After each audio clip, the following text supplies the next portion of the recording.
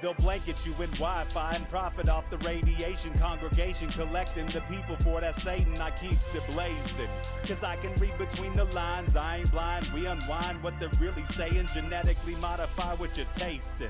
Don't need that cottage promise, so now you live up in your mom's basement. Redesign time so your mind is always wasted. Programmed to crave the basics. Keep the beta in stasis. Pay the state, kid. You're in debt for being born. Messengers are more than just the price for being warned. Don't be alarmed. Disconnect from their machinations. Stop subscribing to the folly of own nations. Bone breaking ain't the answer, cause they seek the ownership of souls. Spread the seeds and watch them grow. Break the chains of control.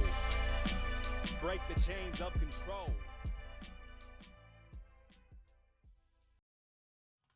Sweet eternal balance of all that is good, true, and beautiful, friends. Tonight, Dumb Luck has brought a fascinating guest to Rogue Ways through the social media networks of randomness and chaos.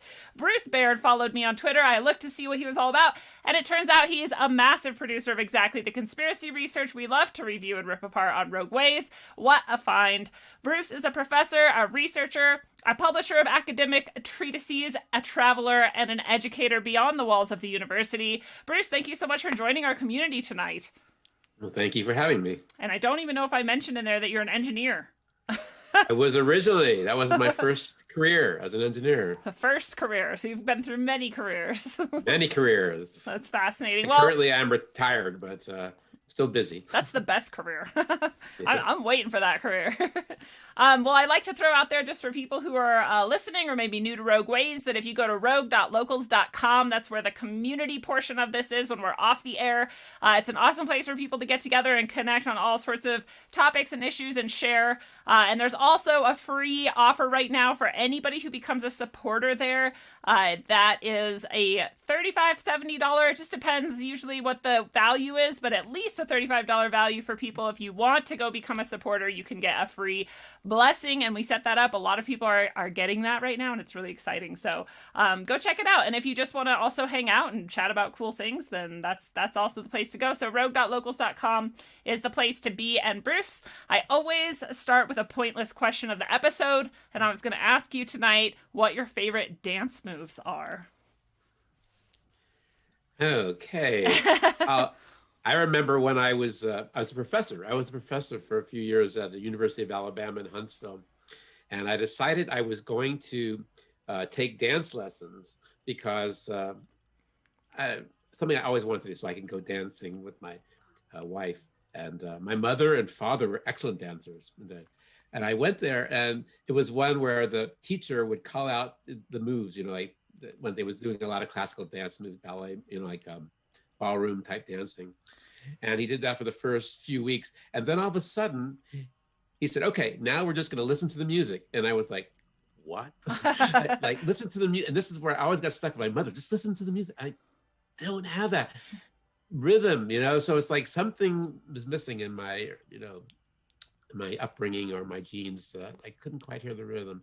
So dancing is something I just love to do. And I guess my favorite moves whenever I was younger was just wild and crazy. I would just go, like dance like nobody cared, So you do have that in the right setting.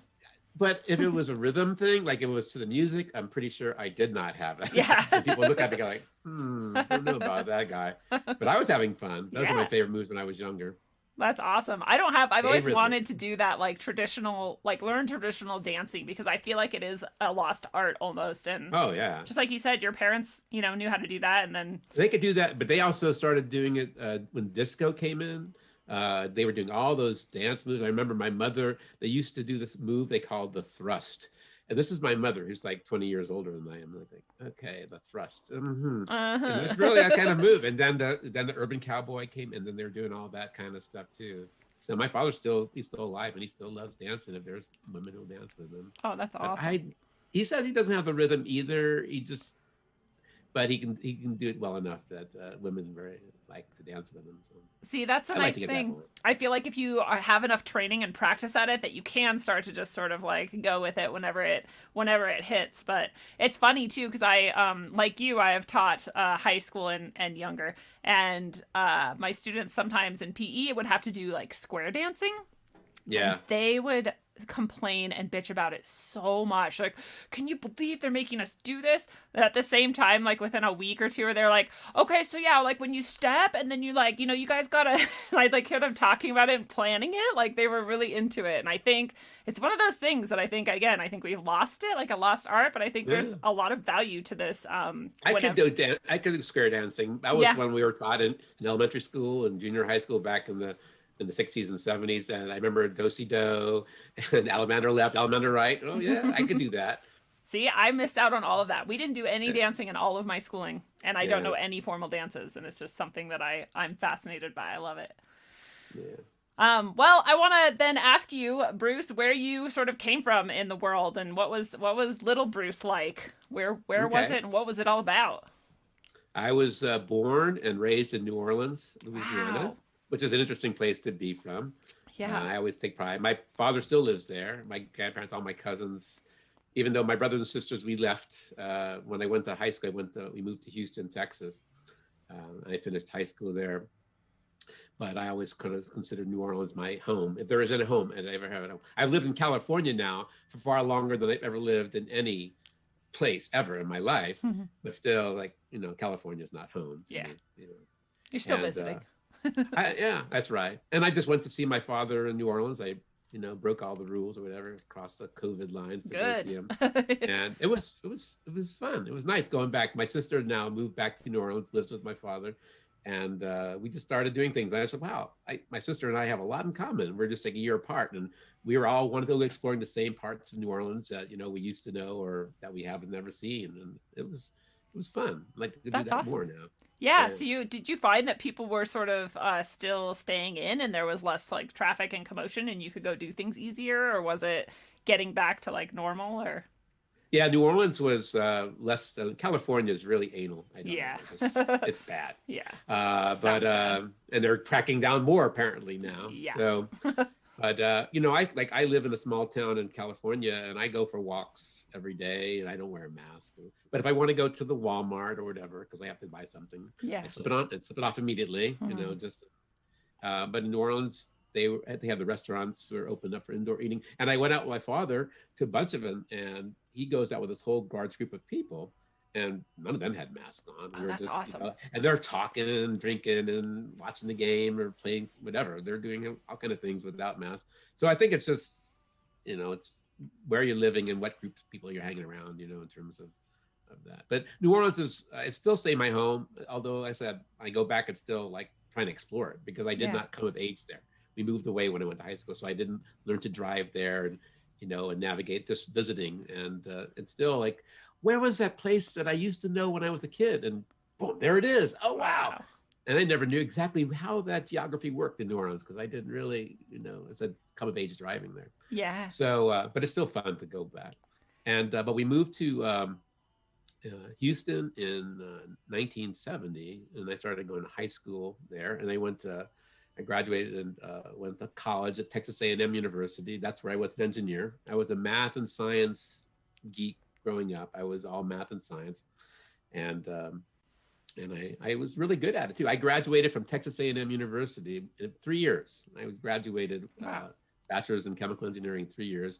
I just took as many classes as I could take to get out of there. Yeah. And then I went to work for Arco in a big refinery down in Houston, on a ship channel down in Houston for 3 years, and I moved then. But the thing all along, I wanted to move to Alaska. I had a cousin who always told me stories or wanted to go to Alaska. Never did. The cousin never did, but I said, I'm going to Alaska. And finally... what was it about Alaska that made you want to go there? The last wilderness, survival. Yeah, I thought that sounded great to me. Pure adventure. It was, the last frontier. I wanted to go there and survive. I guess even then I was, I didn't like working for a large corporation. I'll tell you that. Immediately, I knew I did not like working for a large corporation. I graduated a year ahead of all my friends. I told you I graduated in 3 years. And after they graduated, they wanted to make this trip to Alaska. I already made a trip. After I graduated, I made my trip to Alaska. I drove my little car up there and did all kind of hiking and things around there. Cool. And my friends were going to go the next year to go to Alaska. The same thing I'd done. And but I'm already working for a large corporation, And I said, I want to get a leave of absence so I could go with my friends to go, go with them to Alaska. And boy, that was the biggest fight I had in my life, to realize they don't mind paying you. They'll pay you, more and more and more as you move up the corporate ladder, but they will not give you time. They will not give you time to do any other thing. They won't give you leave of absence even. Don't pay me. I don't need the money. I want to go. No, but I fought and fought and fought. And luckily, I had a nice boss who said, oh, he can do the work when he comes back. That's awesome. But, the time was, I did not want to work for a large corporation. So, but I wanted to go to Alaska. I got to Alaska, worked for ARCO up there for 2 years. And then I said that was enough. I didn't want to work for a corporation anymore. I didn't. So then that was my first phase. I was an engineer for 5 years. And then the second thing I did was I said, I want to be a teacher. So I was up in Alaska and I said, I'm going to go to the University of Alaska in Fairbanks and become a teacher. And I'm going to go teach in the bush, which they call the wilderness area of Alaska. And I almost did that.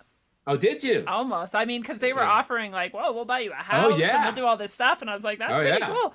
But they weren't, because when I graduated with the right credentials, it was 2008 or 2009. So they had just had the crash. So even though they were still trying to recruit a lot of people, everybody now suddenly wanted that job because there were no other jobs. So I didn't end up going that way. But anyway, you did go that way. Well, that's what sounded good. I mean, I still had the attraction for the wilderness. But I also then, something happened. I decided I wanted to be this teacher. I wanted to give something back. I didn't want to just go live by myself or whatever and survive. I wanted to do something. And so I went through the teacher training program and I did my student teaching in this little village called McGrath, Alaska, out in the middle of nowhere, Alaska. You'd fly in or take a boat in. Wow. But the minute I did my student teaching there, I decided, no, I felt too much like a prison guard. You know, it's like, I was middle school, high school, and out there. So I decided enough. But I made enough money working for ARCO. I made quite a bit working for them, especially up in Alaska, that I was able to pretty much, I thought, at age 25, retire. That's before women, before children. I knew how. And then I started traveling around the world, and I did that for a couple of years. And then I met a woman, and we traveled around for a while, and we got married, and then we started having kids. And then it was like, oh, what am I going to do with my life? You know, at that point, I'm still doing whatever I want. I thought I had a lot of money, so at least for me. But then I didn't realize how much women and children cost. So I did that. The minute the first child came, I decided, you know what? I really need to do something more serious with my life. And I thought, well, people kept telling me I should be a college professor. I should be a college professor. And so I said, but what would I do it in? I had no interest in anything particularly. But the one thing I had developed an interest in all my travels was history. So even though I'd done this engineering and I was math and science growing up, I had somehow fallen in love with history throughout my travels. That's very going rare. to the places. Yeah, it is. It was people. I was always this weird. I can have a conversation with whoever you are because I can talk about that right side, right brain, and then I can do left brain. And, but at that point, I decided I was going to get a PhD in history. I was going to become a college history professor. And we were living in Williamsburg, Virginia at the time. And I decided, well, I'll go to William and Mary and get this master's in history, and then I'll get a PhD in history. That's what my idea was. Well, I didn't know that, the first thing I went to go talk to the chair of the history department at William and Mary.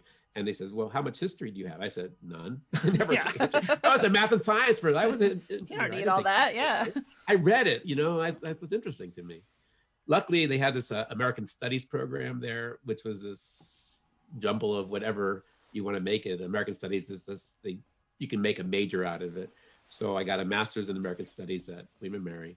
And then at that point, I started, I realized, well, I'm not going to get a PhD at William and Mary, I started applying to all these schools, and other schools really liked my math and science background. There was a time in history, there was this interest in like databases and quantitative analysis of taking all this information from the past and trying to put it together and analyze it. That's a cool confluence. And there was interest in that. Yeah. To me, it was like, it was easy. It was like, oh, I would say I could write a program to do that. I did a lot of computer programming as an engineer.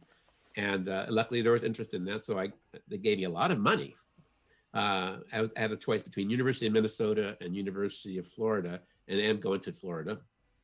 And that took a long time, getting a PhD. I got a PhD in history. But I then, going through the rigmarole of trying to get a college professorship, that was hard because there was a glut of PhDs in any subject, pretty much.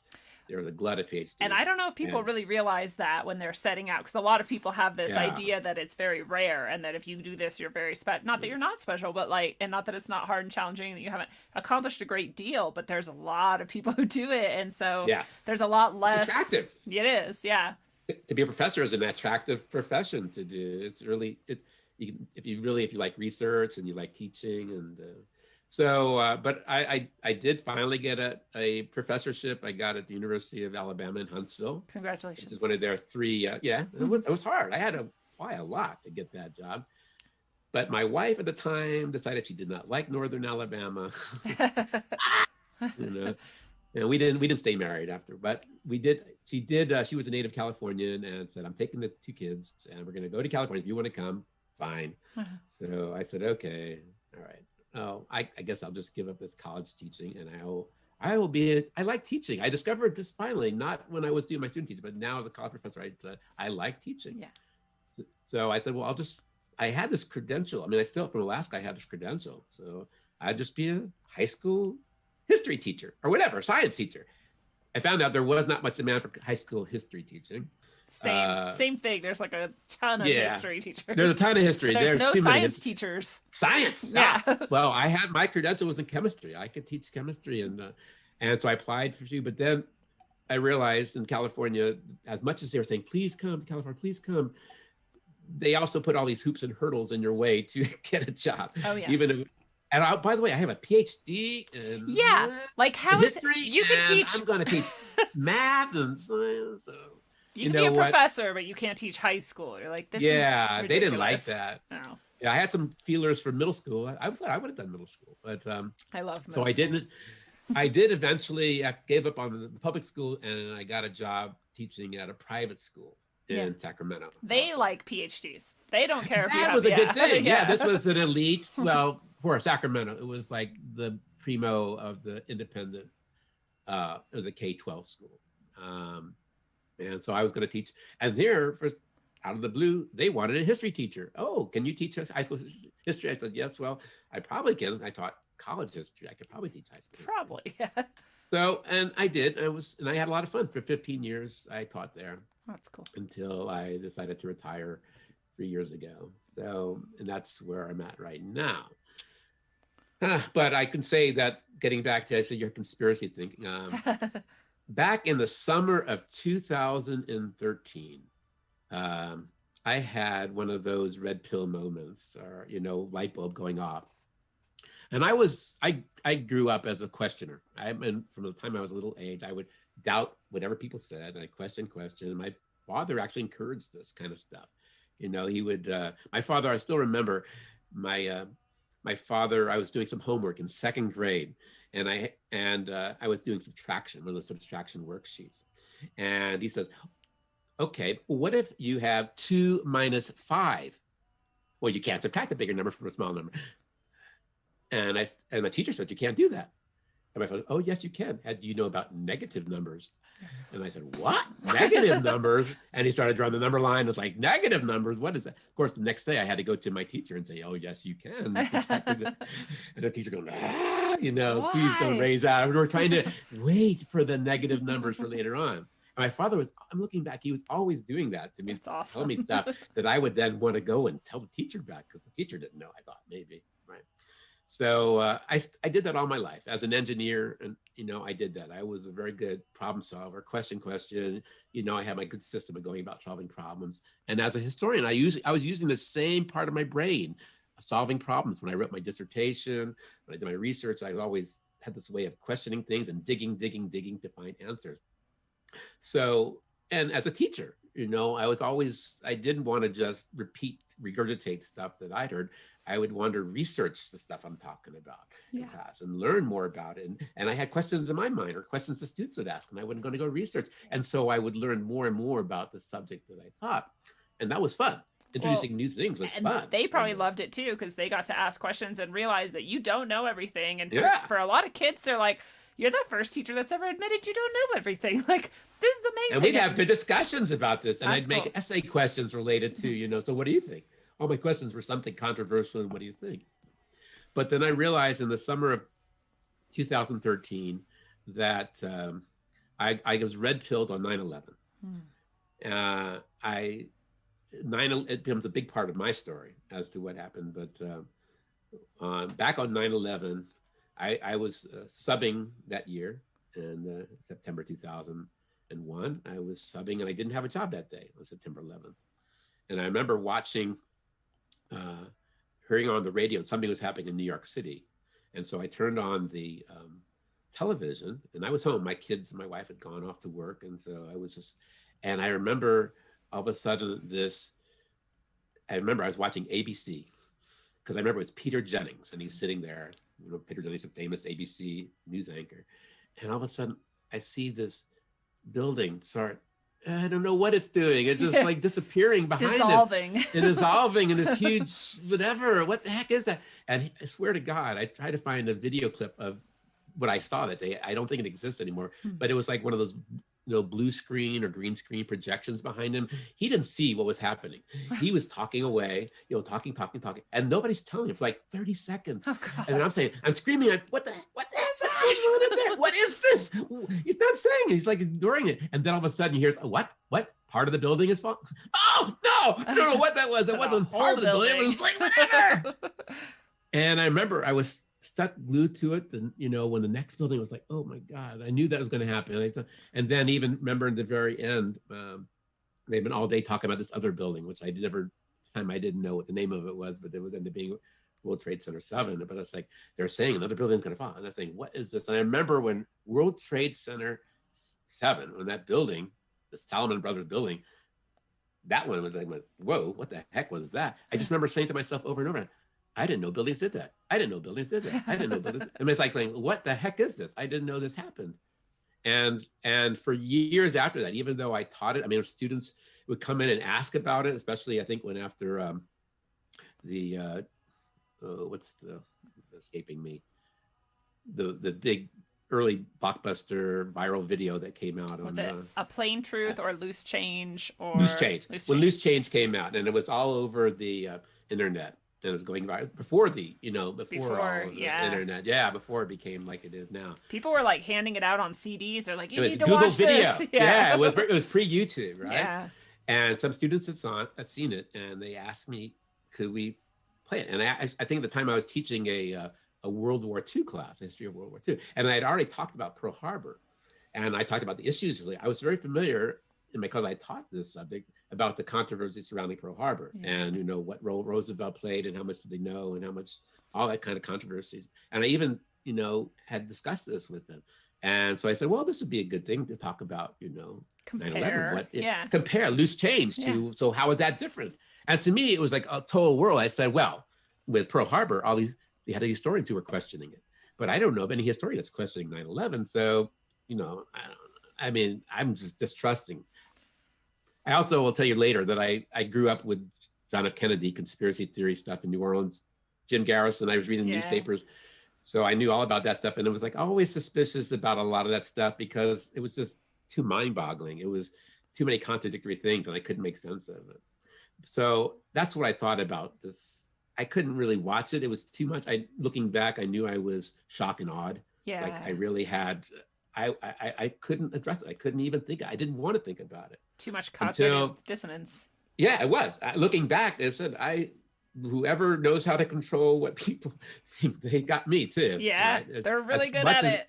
As much an engineer, as much a questioner as I was growing up, I did not want to go there. That's a really good point. Like you're saying, you're like naturally predisposed to be finding those exact holes in those narratives, and it's still you're like trying to resist that and push it away. And it's a really good point because we talk about that. It was like a rabbit hole. Yeah. Yeah. Do you talk about that? Well, we talk about how hard it is to get through to people when it's an emotional thing really more than anything. It's not that they don't necessarily understand or that they can't understand or that they don't have the facts. It's that choosing to understand means they have to face the emotional truth of someone is doing that to you. Like they have done all of this to you. And that's a huge power. Are you ready to face that? That's a difficult thing to do.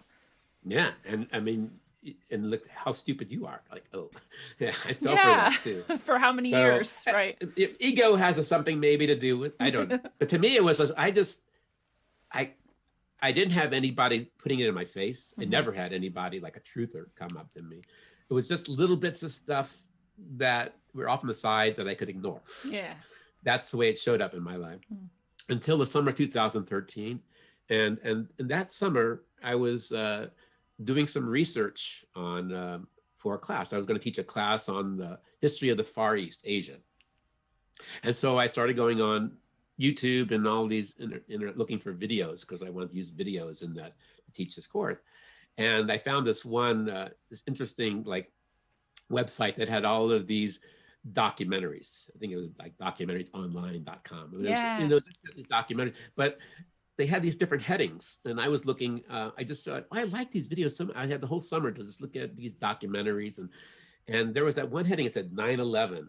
It was like the top one. It was like alphabetically organized headings, and 9/11 just happened to be at the top because it was only numbered. And I said, oh, I'm not going there. That's going to be like loose change. I'm not going to look at that. Oh, no, I don't want to get involved in that.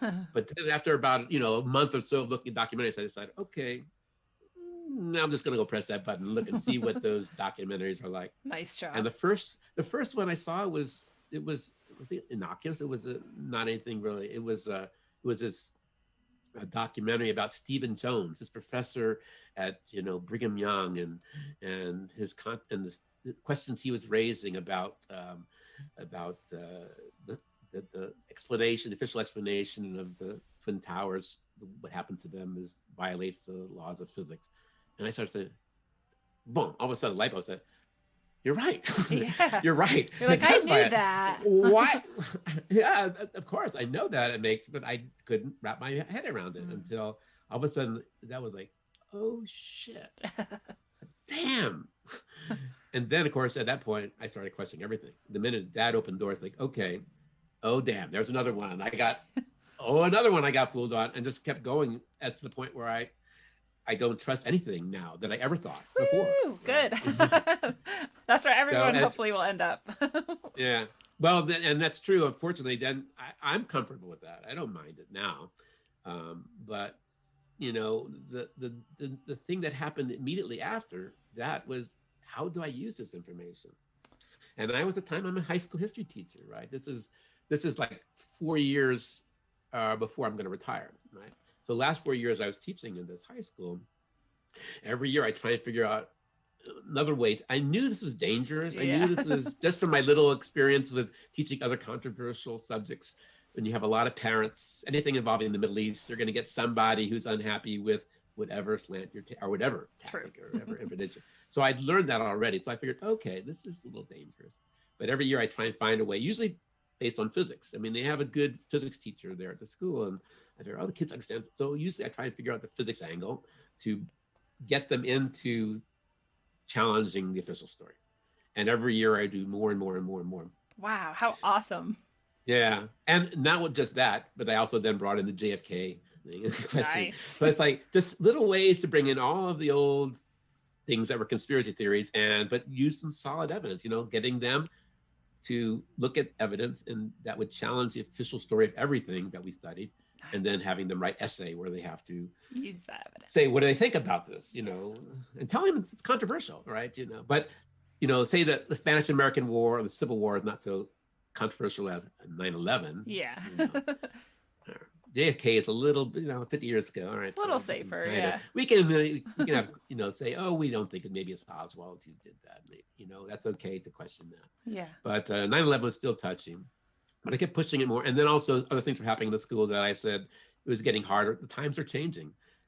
Yeah. The old approach I had as a college history teacher in a high school started becoming a lot more difficult as time went on. And it wasn't fun anymore. So I said, that's it. I retire. And then the next phase of my life is, what do I do with it now? And in fact, the last year, I was asking students over and over again, so how would I get this information out? If I was trying to encourage people like you, like teenagers, to think about this, or what would I do? So my first thought was like, how do I get this out to other people? If I can't have them in the classroom. Especially young people, yeah. Yeah, I thought especially young people, because I thought their minds were open. I knew their minds were open. I knew that I, as a teacher, I could get them to question it. Much more than. If I presented information that they were more open to looking at, they didn't have the cognitive dissonance that adults like me had. So, but, and that's what I was going to do. When I retired, I was going to start doing something. They said social media. I had never done social media. No, I don't want to do social media. So they said, but you got to do it. That's the way you got to reach out, social media. Well, which one? And they suggested, whatever it was. Twitter was one of them. And that was the one I ended up going on to. It's one I've been the most active on. And, but I realized right away, well, it's a lot harder. You can't just like say your opinion and all of a sudden you have this captive. No, you don't have a captive. You have to build an audience. And I find, by the way, also that my high schoolers, my teenagers were not my natural audience anymore. I quickly left them. In fact, even my former students, the minute they were out of my classroom, they got so much contradictory stuff from parents and other teachers about how dangerous and what they're saying is what I was teaching was wrong. I mean, they basically were contradicting everything I said to them while I was still teaching there. Yeah. And that's what's getting confrontational about that. And so, and they dropped that like a lead balloon, right? Because they realize they're smart. They know it's dangerous information. What's it going to do? It's just going to get you in trouble to start questioning things like that. So they didn't want to do that. But now I do it. I experimented with social media and I keep experimenting with what kind of things to do, including say coming on a program like this, like what can you do? What is the way to reach out, communicate? To me, it's just about communication, finding people to talk to and share information and all these different things that I think about. You have a pretty massive following. So you've obviously done a very good job at that. Yeah, I that was part of my engineering thing. How do you build a following? Yeah, so you have a method. Yeah, it's a method, and so I mean, I can tweet something, and it's beyond just the average. It's beyond where it was when I first started. When nobody would.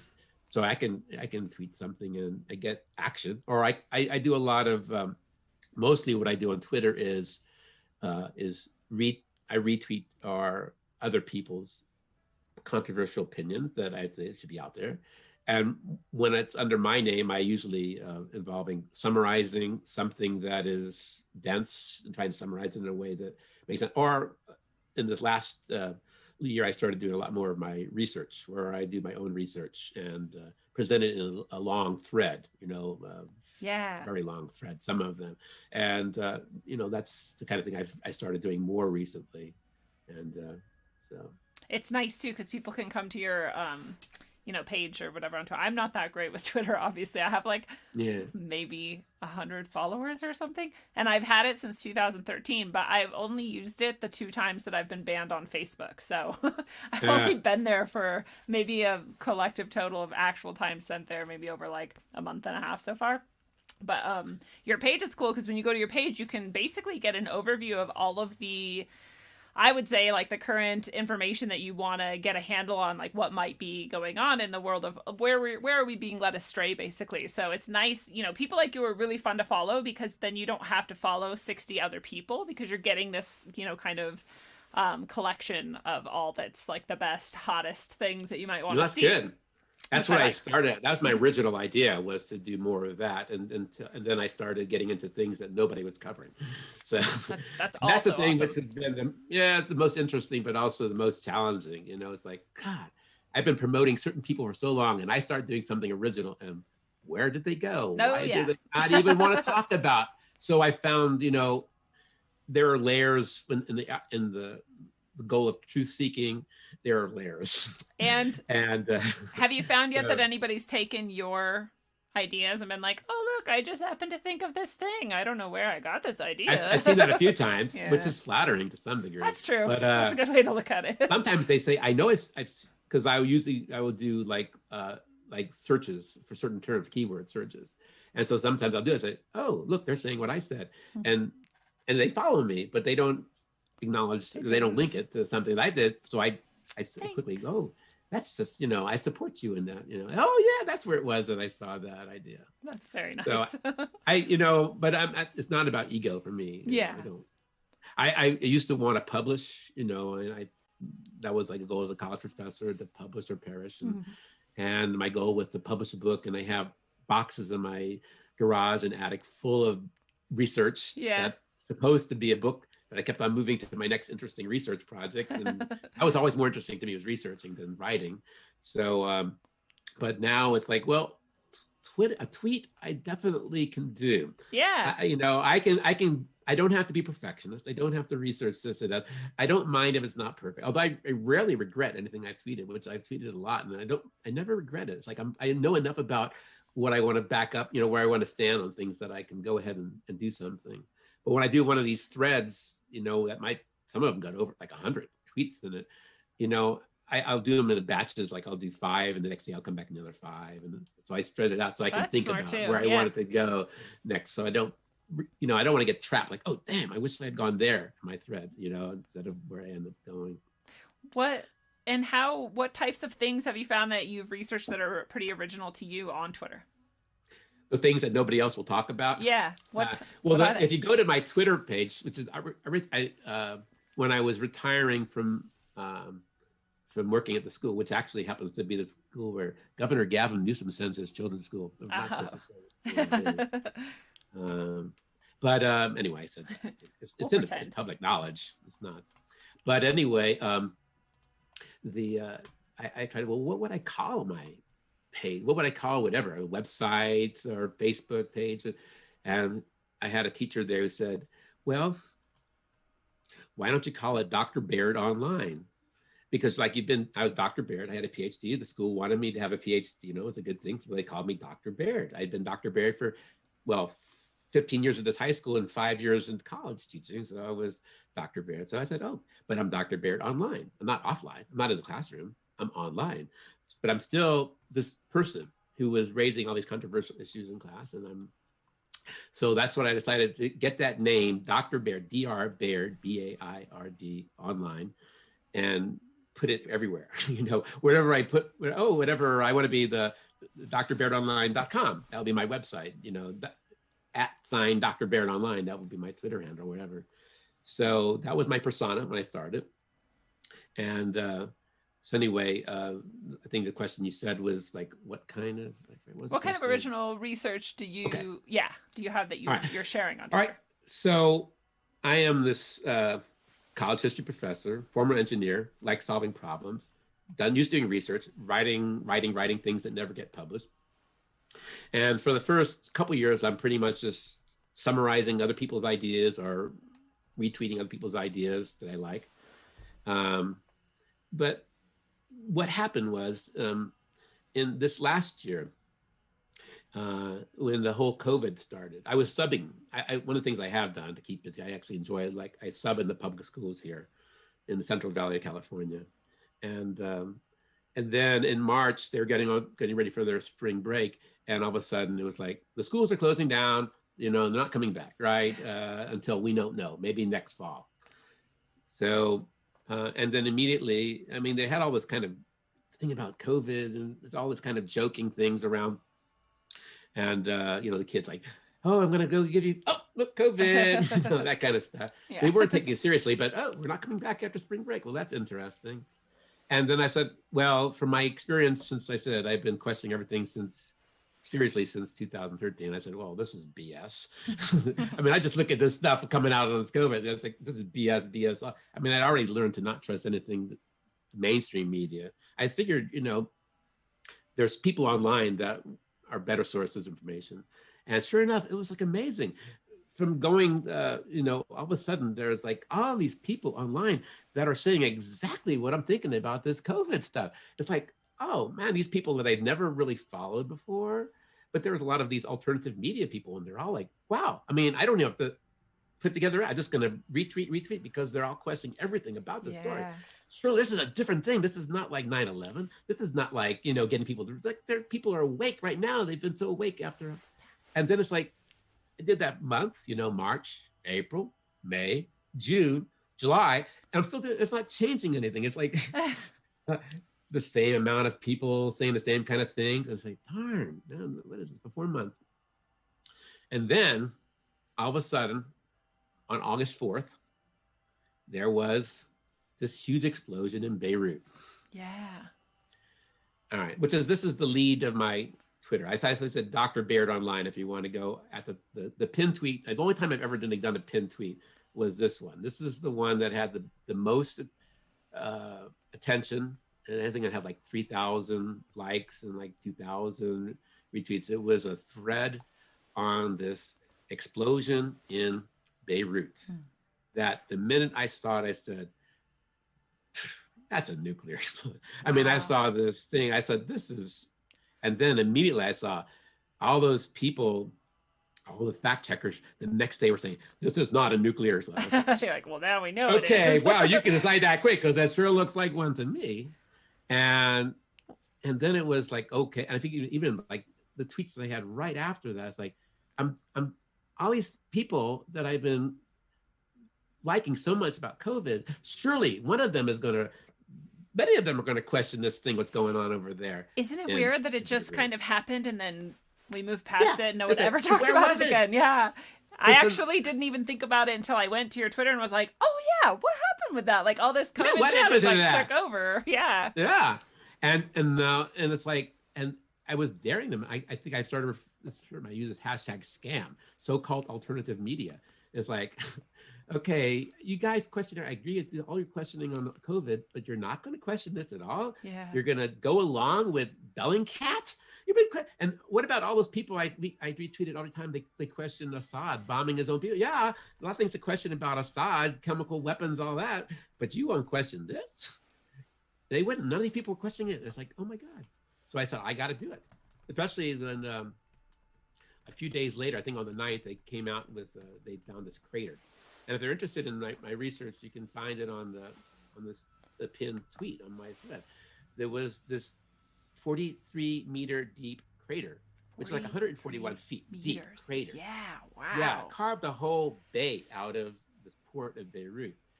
And there's picture. I said, oh, now I should preface this that I knew a lot about explosions. I knew a lot about craters. I had the previous year, I had been doing research on a lot of historical terrorist bombings, going back to the Beirut Marine barracks in 1983. They had those, where the, I can't remember, 243 or whatever, 250 American military people were killed in Beirut in 1983. I didn't even know that. Yeah. All right. Well, I taught this as part of my, teaching world cultures at the high school. Right? I mean, these are things I knew about. But if you didn't go to my school, you probably didn't learn about it. It's 1983, a long time ago. So, and I had done a lot of research into the idea. Some people that I'd read had questioned the idea that truck bombs cannot blast craters. And I said, you know what? I started thinking, and they had all these people who are doing videos showing that, yeah, truck bombs, they don't blast craters. But all these, historically, they had all of these cases in the past where they'd blame this huge explosions in these cities all around the world on truck bombs. And in all of them, they left big craters, huge craters in the 1980s, 1990s, 2000s. And I mean, the famous in the United States was Oklahoma City in 1995. Yeah, that's the one I was just thinking about. Yeah, and there's a big crater there. It's not, I mean, huge crater. It's like, like a 10-foot deep crater, but still, that's a big crater. Yeah. And they're saying, no, a truck bomb, which is so many feet off the ground, is going to blow up and out, but it doesn't blast. So I said, well, is that true? They would never show research. They would just show videos and talk about it. And so the previous year, before this Beirut bombing of 2020, I had started researching and found all of this stuff that had been declassified on testing bomb craters, mostly out in Nevada as part of the nuclear testing they did out in Nevada, the Nevada test site. And I found there was a lot of stuff that had been declassified, including some nice diagrams and data and tables that went into great detail to analyze every single bomb that they'd ever tested above ground, below ground, and what crater, if any, they created. And so I had done this research and confirmed, yes. I hadn't done anything with it. It's like sitting in the folders, just I'd done this research. But the minute this happened in Beirut, it was like in 2020, August 4th, I said, well, I know that there's no way that official explanation, you were ready for this, 3,750 tons or whatever is going to cause that kind of crater. And I knew that. And so this tweet, which I encourage, I keep it pinned because it's a good place to question stuff. Mm-hmm. It shows, and it goes into great length to show that there's no way that the official explanation is right. There's no way that however many tons of ammonium nitrate sitting in bags on the surface in a warehouse is going to blast that kind of crater. And I just have to say from the beginning, I'm like, why would you keep that much ammonium nitrate together in one place, right? That like for that long, just waiting for a disaster to happen anyways. Because it's not generally explosive. It's not explosive. Oh. I mean, you know something.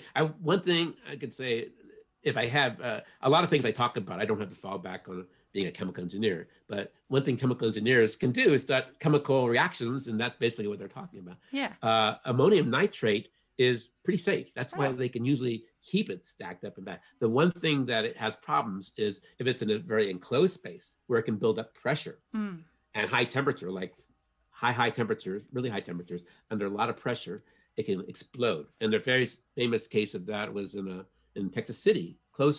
Texas City was a city close to where I actually used to work. And back in the 1946, they had this huge explosion where this ammonium nitrate that was stored in a ship hull, right? It was stored in a ship, but there was a fire and it was built up pressure, and then it exploded and it destroyed a big chunk of this city of Texas City, Texas. Did it make a crater? No, because actually, people would say that, but it was sitting in water.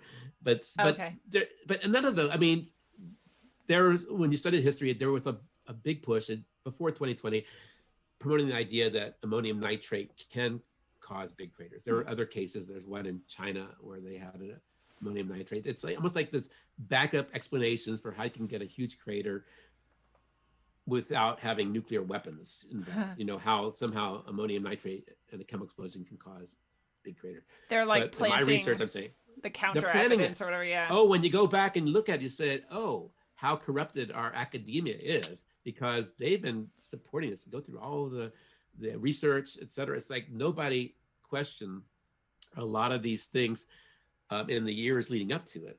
I think I figured it started somewhere in the 1980s when I go back. And I saw that with, I told you I did the research with the nuclear testing and the craters they did. And the research I was looking at, a lot of that went back to the 1950s, and then the 60s especially did a lot of good research. That's the stuff I looked at, because by the time I get to the 70s, and then especially the 80s, oh, the same things, they look totally different. Things that would have created a small crater when you look at the 1960s, or no crater at all from the 1960s data, all of a sudden in the 1980s, they create big craters. Like, what the heck? You know, like somebody is distorting the research. They're actually the experts. It's so random. Sorry if this is too random, but it's also true of building houses and like the education system. It's like everything went to shit in somewhere near the 60s. And since then, anything before that, if you buy a house from like 1940, like this is probably pretty solid. Oh, the quality. You know? Yeah. Yeah. The quality of everything has just gone down and down and down. Even the studies on craters. Yeah. Well, I think a lot of that was just money. Cheap. I guess they thought they could do it cheaper. Yeah, I had a house. We had a house in when I was doing in Florida. We wanted to install central heat, and they had to cut through the walls to put a duct through there. And they said, "Oh, wow, this is like when 2x4s really were 2x4. Actually, I mean, they were 2x4. Yeah, they're not like now. Whatever, they keep making them smaller and smaller. I was like, it's a 2x4. I was like, this is the biggest scam ever. Why don't you just call it what it is? Measure whatever. Well, because we don't. Houses are still code if you do it this way.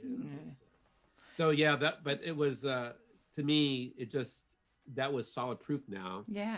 That I can't trust anything in academia. Before, I'd always had this faith somewhere, you know, based I made my indoctrination and get my PhD, that some people in there are going to be good enough research to want to go in and tell you the truth about it. And then well, they are. Some of them are. You just won't hear from them, and if you do, they'll be discredited. Yeah. Yeah, they get fired, and they learn that you're not going to get ahead by doing it. I kind of knew that from my own research, but my own research was this little narrow area that nobody else was interested in except a few people. Yeah. But you realize still that you had to go along to get along with that. But this one was like, so any expert that I would see today coming out and saying, this is the way it is, no. You know, no. But how do you convince people of doing that? I don't know, because you have to really get into this research to almost understand that that's true. Yeah, The you have question to is- you have to look for. That's why I love it when people are like, "Well, what's your evidence?" And I'm like, "Well, let me go back for the last 20 years and document every thought I've had that led me And to they're here." not going to want to sit around for Yeah, that. you're not Yeah. going to wait for that. Oh shoot, what was I going to say? Nah, don't remember. Well, to me, it was, I have these threads, and there probably should be a better way to organize them, but I've been doing threads on subjects now. This one on Beirut 2020 was my biggest one, but I've been doing other ones where I question parts of, say, the 9/11 truth movement.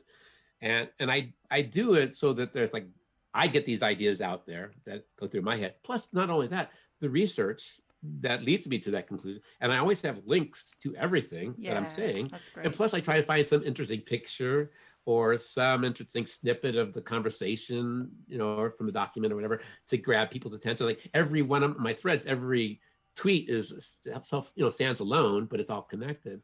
So to me, and also I found that Twitter is very good for searching. I mean, if you type in @Dr. Baird online and some term, you're going to find where I said something about something, and it may have been 2 years ago in some thread, but it's connected to other things. So to me, I do it. I don't know what good it will do, but it's like, I'm going to do this with my life. Part of my life is going to be devoted to that. But it was, I just want to raise these questions. And so I did that with this, 2020 explosion. And I got 3,000 likes. I mean, it was like, whoa, it just exploded. I don't know. Usually somebody must have retweeted it and their followers liked it. Right people. But it's still out there. Every time somebody sees it, I get more people like it. Oh, wow, this is good. But did it get anybody in social media outside of this one thread to raise questions about it? Did it get anybody in alternative media? Did it get anybody anywhere else? No, it's buried. It's dead. It's died out within a few days after that, and nobody even talks about what happened. All this stuff was supposed to be happening in Beirut, with this revolution going on, and over. You don't read anything about that. It's like Syria's starting to come back, but Beirut is, Lebanon is dead. Nobody cares. It's like, okay, that's why even social media, alternative media, they can disappear things just as easily as the mainstream media. Yeah. Well, and I don't even necessarily think that it's intentional, and I wonder what you think about that, but I think a lot of it is that people are just following what they think the trends are. A lot of people who are doing this, I think from their heart, and they're trying to be genuine and honest, and they want people to understand. But I think there's also a lot of it where they're trying to keep their base happy, and they're trying to get more followers, and they're trying to hit like the right trends to get the most views. And there's some of that that's like it's almost like the traditional media, and that, well, if you're catering to those things, then you're always going to be led somewhat off point. So there might be something of that going on, but I don't know, because it's such a fascinating topic. And what do you think happened, and why do you think it happened in Beirut? Well, to me, it was, I'm still, as a teacher, like to raise questions. So all I want to do usually is, challenge the official story. But on this one, I go further in challenging the official story. I also say there was proof that explosion was caused by an underground nuclear device. Wow. I even go into more detail that it was, I call these, they're called third generation nuclear device, or they call them minimum residual radiation. They make these devices. They've been doing this since the late 70s, early 1980s, making these nuclear devices that are fission fusion devices, but they have very little fallout, very little. They had this knowledge. They've been this ability. They're actually making these things back then, and then it disappeared. Like, nobody's going to talk about this again, except little snippets here and there. But is that what people call micro nukes? I'm sorry. Well, no, that's a good question. Micro nukes are just certainly anything of a certain size, and where the cutoff is between a micro nuke and then I say a major nuke. There's no clear line, but the kind of nukes I'm talking about, I'm thinking it could be like even a Hiroshima size nuclear, which is like a 15 kiloton. Is that a micro nuke? Most people say no. That would probably be the ones that were used that I've shown in other tweets that were used in a lot of the terrorist attacks. Usually these very shallowly buried ones, they're like 10 tons, 15, 20 tons. They would be considered micro nukes. 10 tons meaning that's the equivalent in TNT. Like if this explosive device, a nuclear device, was equivalent in explosive power to a 10 tons of TNT, They call it a 10-ton, and that is considered it's a huge bomb. Yeah. Bigger than, considered how much TNT it actually would take to do that, but it's still considered a micro nuke because it's very small. The smallest officially acknowledged nuke ever been exploded is 10 tons. So that's the smallest of the nukes, is 10 tons of TNT equivalent. And so how? it's small. It might be like 50 pounds. Wow. So 50 pounds of this device Like could have the explosive power of 10 tons. Yeah, like a suitcase. They used to call them suitcase nukes. Wow. And they actually did make those. And it's public knowledge. There's videos of them. You can see them, But so the thing that really divides a lot of the people in social media that I would follow closely on, say, COVID, or I follow closely on the Middle East, or I follow closely on most anything and agree with them. The thing where they won't go is anything nuclear. They won't go. If we talk about 9/11 and nuclear devices, or terrorist attacks and nuclear devices, or Israel nuclear devices, or Beirut, they don't go there. All of a sudden, they've been so smart people, and they say, "Oh, we don't know anything about that." Where is the radiation? That's the main question. Where's the radiation? So they buy the mainstream media question, which is always, if somebody suggests a nuclear device, they say, "Well, where's the radiation?"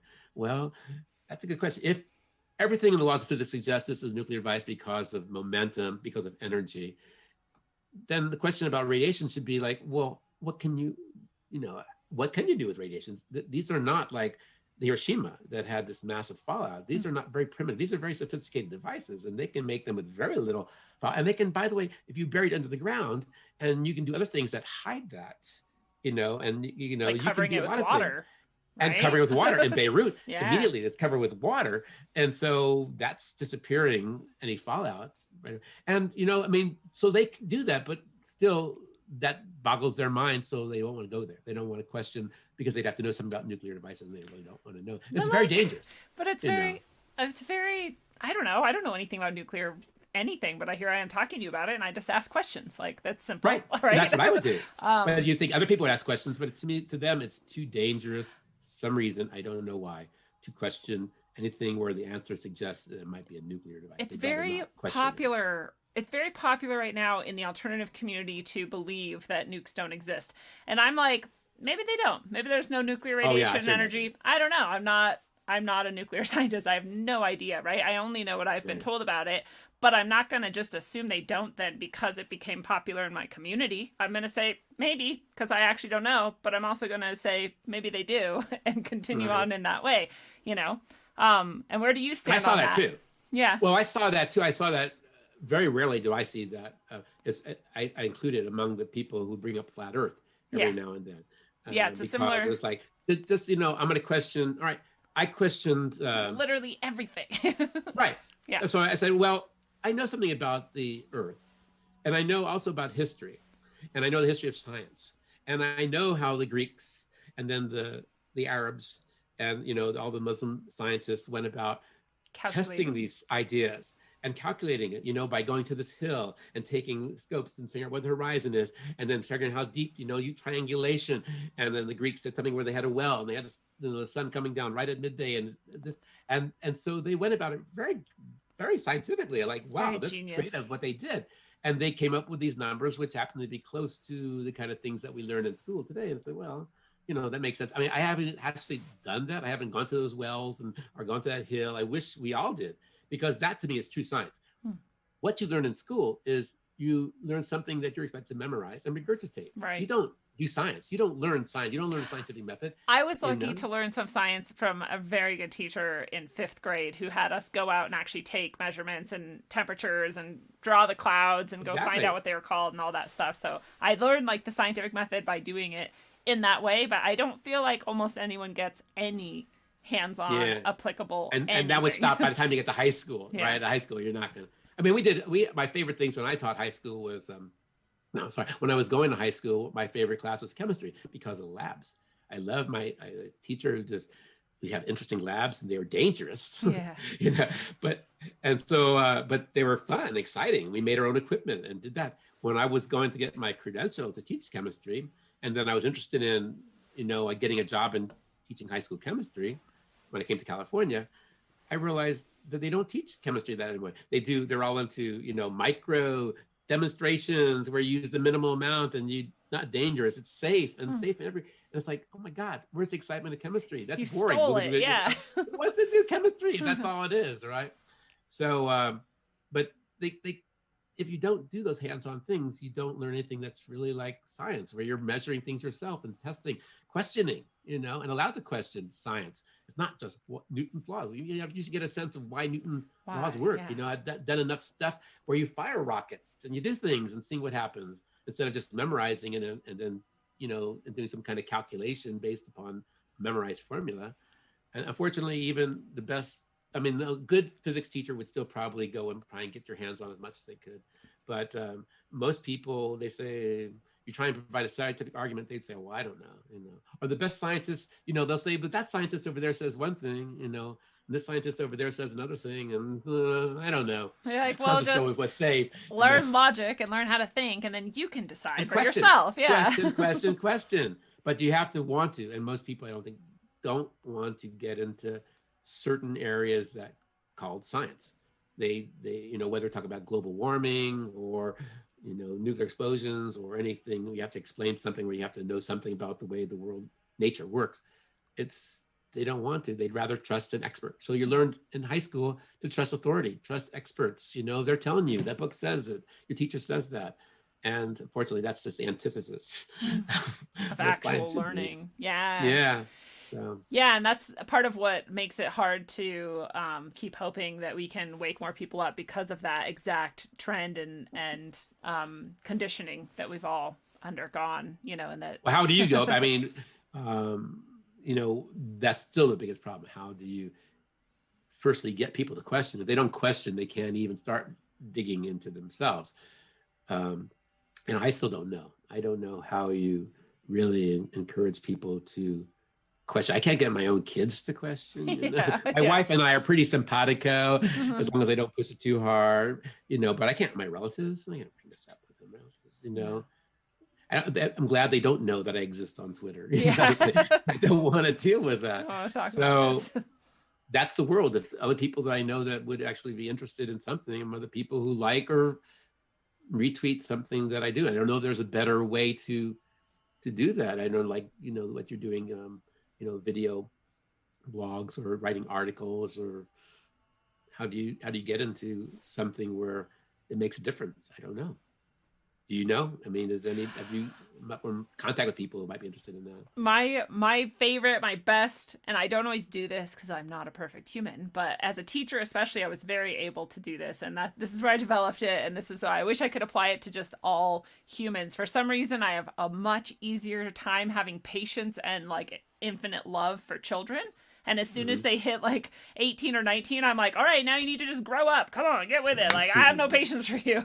And I don't know why that is about me, so I need to work on that. But with students, I learned that, and I think you can probably relate, if you are 100% accepting of exactly where they are and you have literally no judgment anywhere in your mind or heart, and then you also are just asking them questions, and that's it, they just like go. They're like, oh yeah, maybe that is wrong. Oh, maybe I don't know. Because you have no stake, and they can tell. And they, on a human level, we can sense when someone's trying to get us to think something because they've already judged us and decided that, we weren't good enough where we were at, and so we need to be over here. Or when people are genuinely like, I have no stake. You could think and do whatever you want. It doesn't matter to me. But also, do you think buildings can free fall without, being detonated or whatever?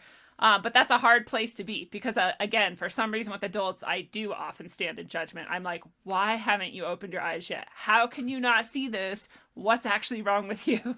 Or I'm like, the fate of the world maybe depends on whether or not you can emotionally deal with the fact that you've been lied to on every level all throughout your life. So like, get with it. Come on, like catch up. So I have that, but I feel like the more we can be truly lacking in judgment and truly patient and open to wherever people are at and just honestly pose genuine questions to them, the better it will go. But it is hard because people are so emotional right now. And this is one of the things about our society that I think is the most difficult to deal with, is that everyone's in this state of like emotional chaos. And so they're so easily controlled. The news can just be like, fear this. And then everyone's like, I'm so scared. I'm fearing this. I'm doing whatever you tell me because I'm so scared. And it's like, if we could heal that, if you could not be this scared, then they can't control you like that, you know? Yeah. But how do you, I don't know. Even I do this stuff on Twitter. I still think I have more pleasure walking down the streets of my town and making eye contact with people and just thinking that little sparkle, yes, good morning. That makes my day. And then you see other people with their masks on or whatever, and just, their eyes are fear. Yeah. You see it's like danger.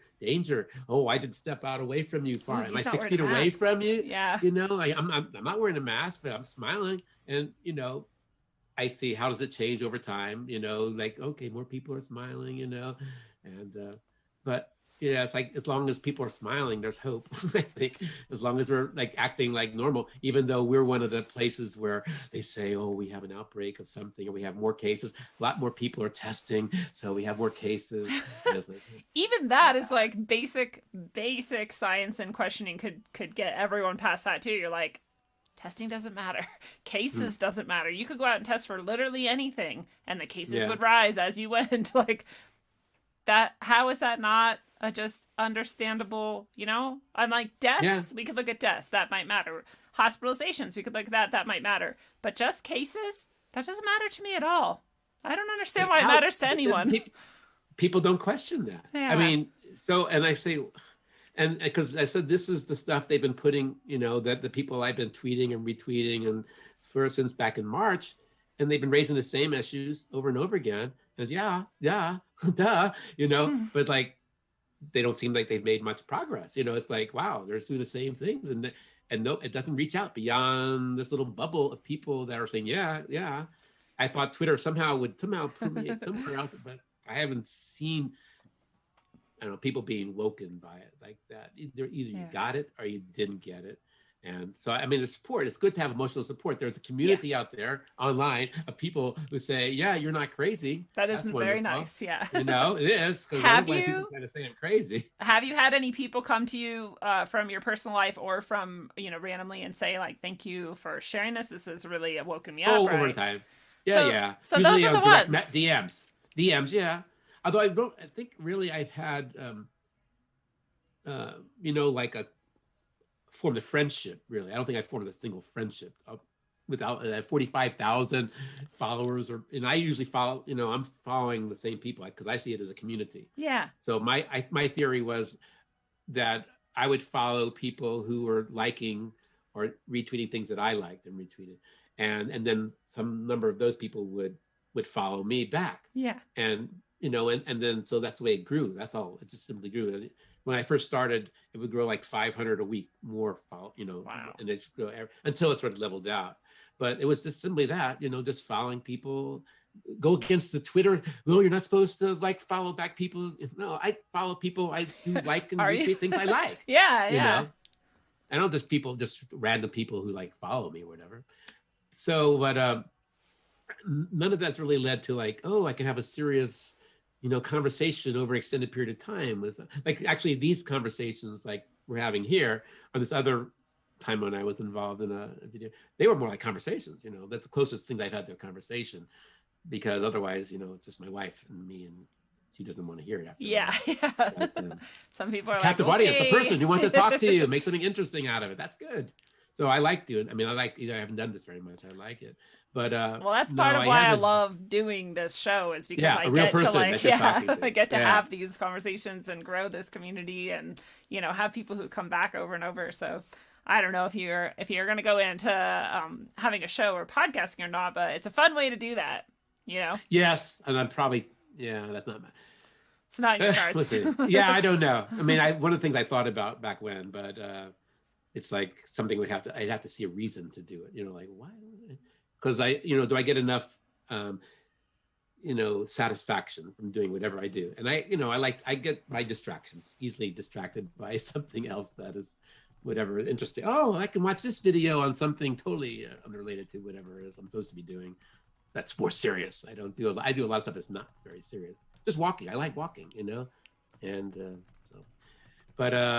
so I wish there was more of a way to I don't know, the way to reach out to people to just first start questioning and then start doing research so you can actually talk about the evidence and then go to their own opinion, which I don't want to impose my opinion. I'm just saying question first and then look at the evidence and see what you think. Have a conversation. If we, because you and I don't know each other when we came to talk here tonight. We had never talked before. And so we could have found however many things that I could have said, what? How crazy that you think Beirut wasn't this, but I would still just ask you why you think that. And, why you think that. Yeah, exactly. and like we would go about it. It's not, I don't know why people are so afraid of conversing about things that are, you know what I mean, that are controversial or dangerous or whatever, because in the end, all that happens is you say what you think, you ask questions or don't if you choose not to, and then you move on with your life and nothing bad happened. You just talked with someone. So I've always wanted, in fact, to have people come on the show who are of a totally different mindset and are well thought out and logical people.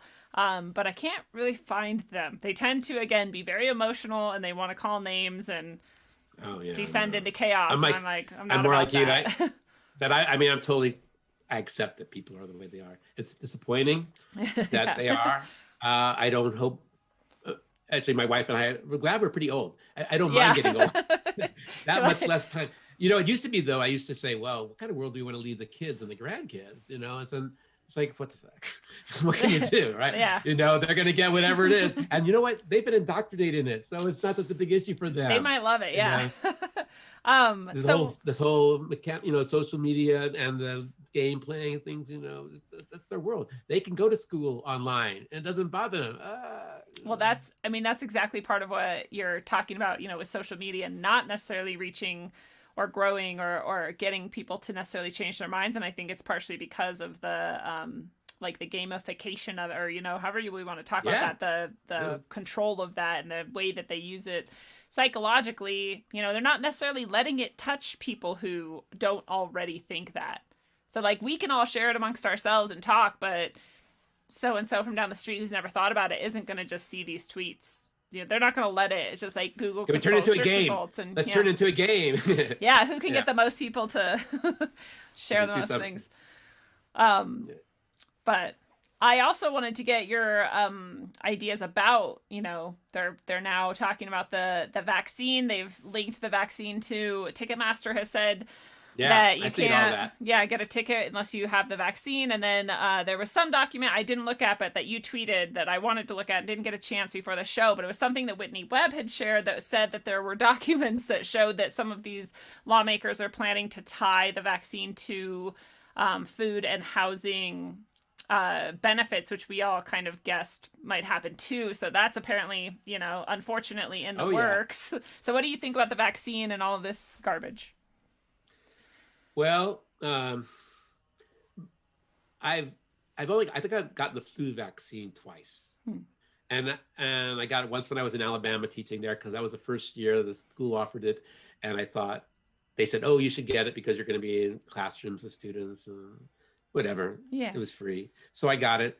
But the next year I decided, I'm not going to get it. And I never could tell from year to year that it made a difference. Yeah. I got it one more time.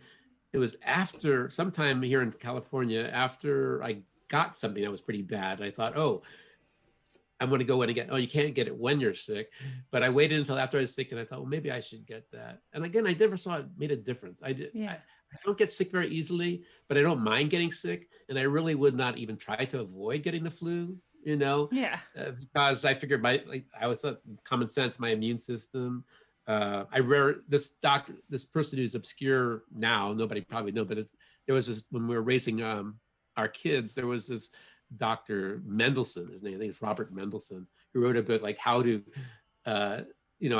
raise a child in spite of his doctor or whatever. It's like, this is a doctor. He was a board certified, on all kind of up somewhere in Illinois, Chicago. And his name was Robert Mendelsohn. And he was all, you want to keep your kid away from doctors. And we raised our kids on that. And it was like, we raised healthy kids, you know? And we didn't get them vaccinated until they got to high school. They wanted to go to public school. I said, well, in California, they kind of got rid of the, philosophical reasons for not getting vaccinated. So, but they said, no, they don't care. They were old enough, and they went to a public school. So they got their vaccinations later. And, but I mean, so I've been suspicious of vaccinations for a long time. Yeah. And don't get them myself personally. But this stuff is beyond the pale. Yeah.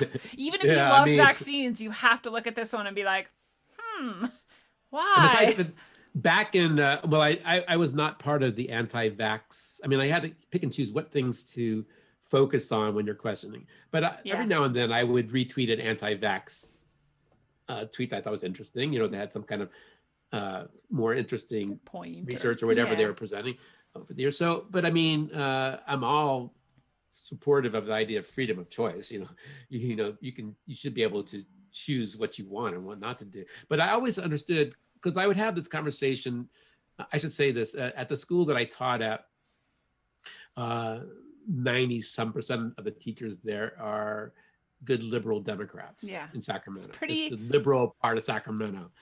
And I was raised growing up by my mother and father, who were Goldwater Republicans. I'll say a Reagan Republican. They started with Goldwater, but then they were like Reagan all the way. And so I had seen both of these worlds. There's both the extremes in terms of American politics and how they demonize the other. And so I saw, well, there's not much happening there. But so most of the conversations where I'd have these sort of philosophical debates were in Sacramento. My mother, I would just learn to ignore. I don't care about. It's a good trick to use, yeah. As long as she thinks that I'm a Republican, so that she's still happy. love me, you know, that she can still feel good about me. But I would have these conversations with these good Democrats in California about, well, you know, we didn't vaccinate our kids, and I realized that vaccination is it's not to protect you. In fact, you put yourself at risk by getting a vaccine. It's somehow, if you get a certain number of people, somehow everybody else is safe, something like that. And I don't know. I haven't seen much research to even. I know. So anyway, I question it. Yeah. Oh, you don't question stuff in California. You know, no, you don't question it. It's not allowed. But so that's where I'm coming from when this happened. But I thought, oh no, this stuff is devious, because the minute back in March, when they started questioning everything, I always thought it was vaccine. Here comes Bill Gates, vaccine. Even Donald Trump is like, when we get the vaccine, It's like, oh my God. And then he started tweeting all this stuff about what they plan to do with this vaccine and all the history of the things they've done with the vaccines in Africa and other places. It's like, oh, yeah. I can just see this is, and not just the worst thing of all, that you're going to be made to do it. You're going to be made to get this vaccine, or else the same things they're using to get you to wear masks now. Yeah. You're not going to be able to go to that store. You're going to be unemployed, and you're not going to get your unemployment insurance. You're going to get whatever. You're not going to get these things that they're already sucking you in, you know, to have to survive with the government, you know, handouts or whatever. Yeah. And you're not going to get it. You're not going to get on a plane. I went on that plane to New Orleans, you know, everybody wears masks. It's like freaky. You're this close apart, right? They say, no, you're like right next to people. Oh, but it's the safest place to be in the air because they ventilate the air or whatever. Okay. You know? So if you believe that, but anyway, but you know, we had to do it if we want to fly. Well, you're going to have to get a vaccine. I know that's going to happen. They've been saying it since March, and you know it. Stuff going on right now. They're going to make you get it. They're going to make you get it. And you're going to have to choose. Do I really not want to be able to do these things that I think of, you know, freedom to do things now, but you're going to have to get the vaccine with the stamp or the card or the injection or whatever to be able to do it. And nobody's going to raise it. The same people who are questioning masks now are going to be the same people questioning that when it happens. And all my children and my grandchildren and my neighbors and everybody else are going to go ahead and right on. There's no big issue. What's the big issue? We're safer. Okay. They trust. They cannot not trust. Right. It's the saddest thing to me. Too much. So, and I suppose that's also where where we followed each other, is that I know that's what you've been working on. A lot of your stuff shows, with COVID stuff. So there is it's all like a Venn diagram. You know, that's what I think of, you know, this overlaps upon overlaps. And I tend to be probably in a little circle, you know, in terms of what I overlap with people. But that's one thing, which is so obvious, but it's no more obvious than, say, what happened to me than happened in Beirut. In fact, I have a lot better evidence of what happened in Beirut, or what happened in those places where I have this evidence and this research and this logic. Yeah. This one is like, I just see it. How do I prove it? Well, here's all these other people, they've done all this kind of stuff. Yeah. And to me, it makes sense to ask questions about it, to not go along with what the mainstream media. Or at the very least, like you said, to be in the place where you say, well, everyone gets a choice still. Like, even if I love the vaccine and want 20 doses of it, no one else has to even have one, because we live in a world where we're human beings. And why would you be able to force anything into anybody's body? It seems crazy to me. And but this vaccine, I can see it. They're going to do it. Yeah, they're going to do it. And this vaccine, we're going to go along with it. Yes. That's the most terrifying and sad part, is I look around at all the people who I love and I'm like, I don't know what's going to happen to all of us, but at some level we're going to be separated, because you're going to take it and I'm going to not. So bye, I guess. I don't know. And that's why I said I'm happy to be old. Like, what can they take away from me? Yeah. Deny me Social Security? We got enough savings, but yeah, it's going to be sad. And I said, that's when I do my escapism. I'll focus on something that's a little bit more pleasurable. I'll reminisce about the 1960s or something. Yeah. Go dancing. When things were sane back then. They were sane. They were. Well, I mean, looking back. Yeah. You want to go back. But even then, it's like, no matter how far back you go, you wish you could like start planting the seeds to prevent all of this, because there were seeds of it even back then, Oh, yeah. Definitely. I mean, I was being psyched. I mean, I could say with the Kennedy assassination, I was 7 years old on November 22nd, 1963. That was my 7th birthday. Wow. That was literally my birthday. It was the most somber birthday party I had. Yeah.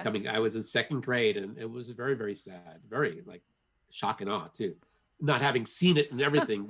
but it's like in New Orleans, you feel it from all the people around you. I came home. My mother was crying her eyes out, standing in front of the television, and I was at the age where I'd watch a lot of television, so I watched it the rest of that day and the next day and the next day. I remember seeing Lee Harvey out. I saw Jack Ruby come out. What the hell is that? Like as a kid watching this stuff happen.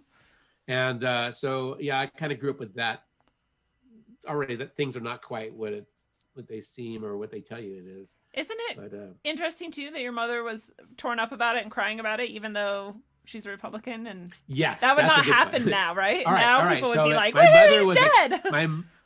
That's what she did later, which was weird to me, because I was like, "Didn't you?" But she was a Catholic.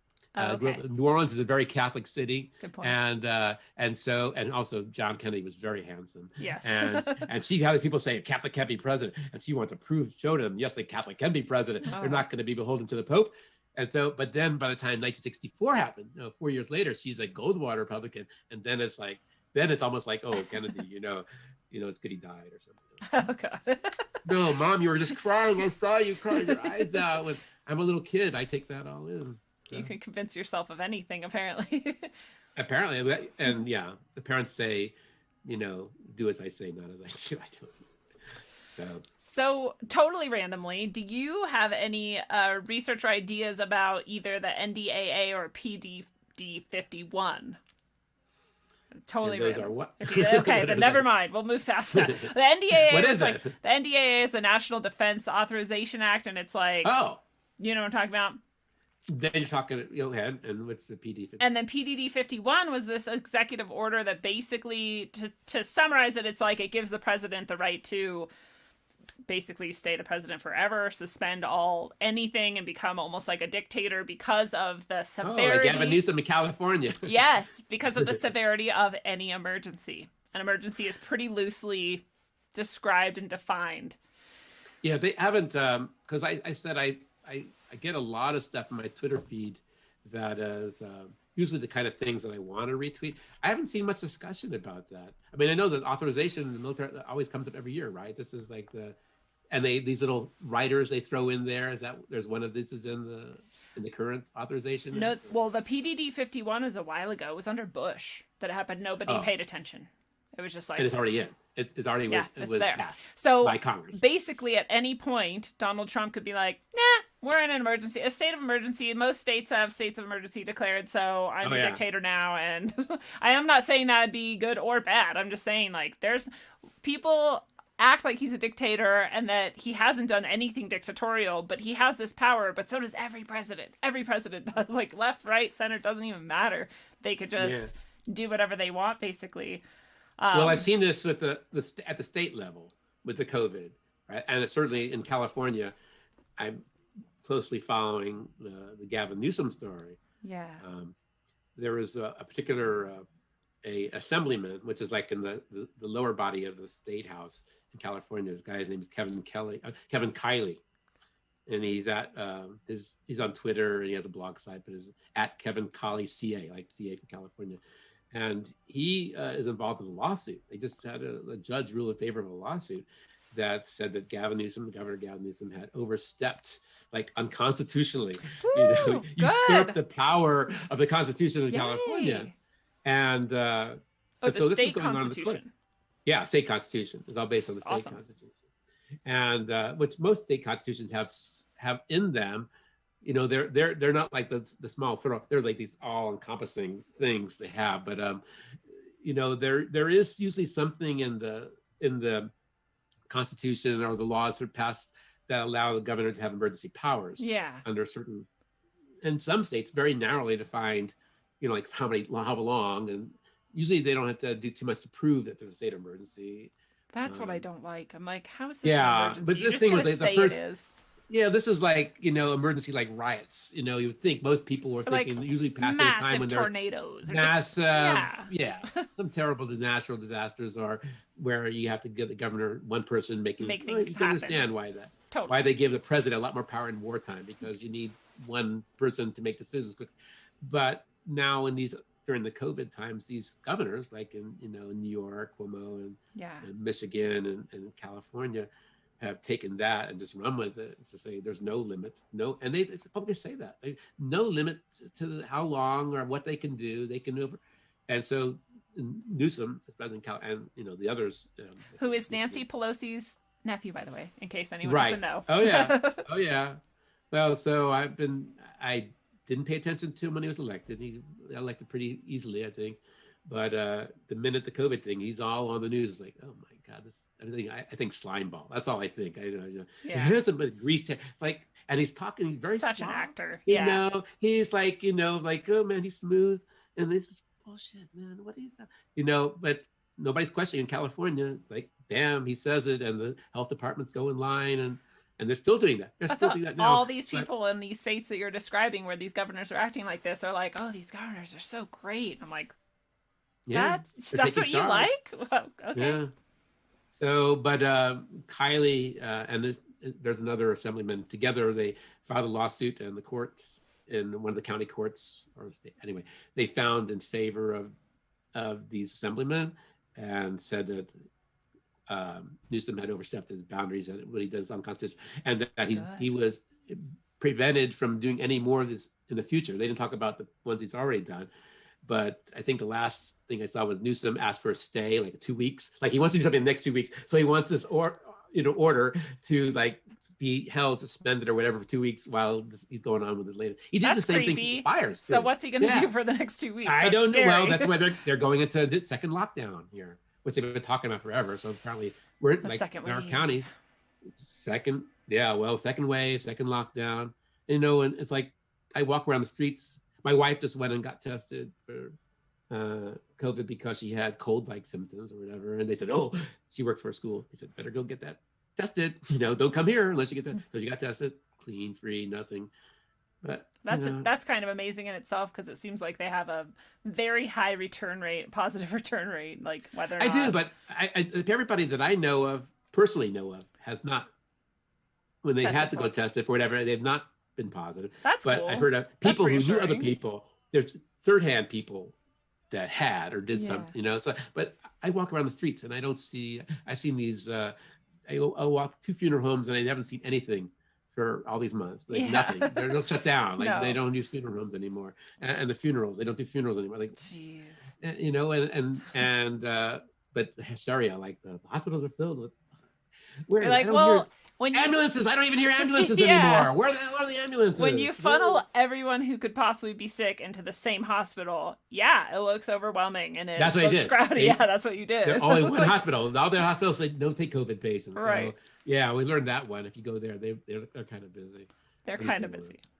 But whether he stopped this guy Newsom from doing this thing, I'm curious. It looks, Michigan, whatever, they also did this different kind of challenge there, legal challenge. So maybe that's hopeful. I never give up on those types of avenues because I'm like, good things happen sometimes. Like these people don't have complete control, even though a lot of people think they do.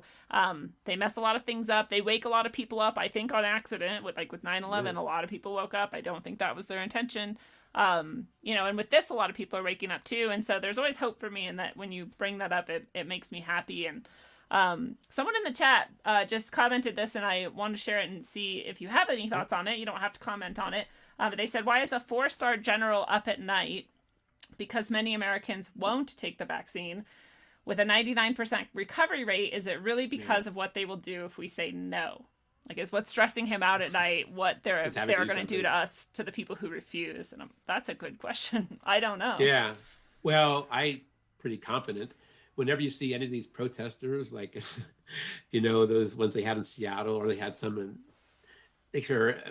and they had the, what would they call it? Where they occupying the park? Chaz and Chad, yeah. Yeah, and then and you see documentaries of all of those, and or hear about what happened. That's when they send those militarized police in. They might fiddle with them for a while and tolerate them for a while, but when they want them gone, boop, bam, they stop no force. Now they used to do this. I know historically, like they had the bonus army. I think it's 1930 during the Great Depression. There's these veterans who went and camped outside in the park area there in Washington on the. And they sent Douglas MacArthur and the tanks to drive them out when they wanted to, So they've done that before, but that's the police have become so militarized. And they, you see that too.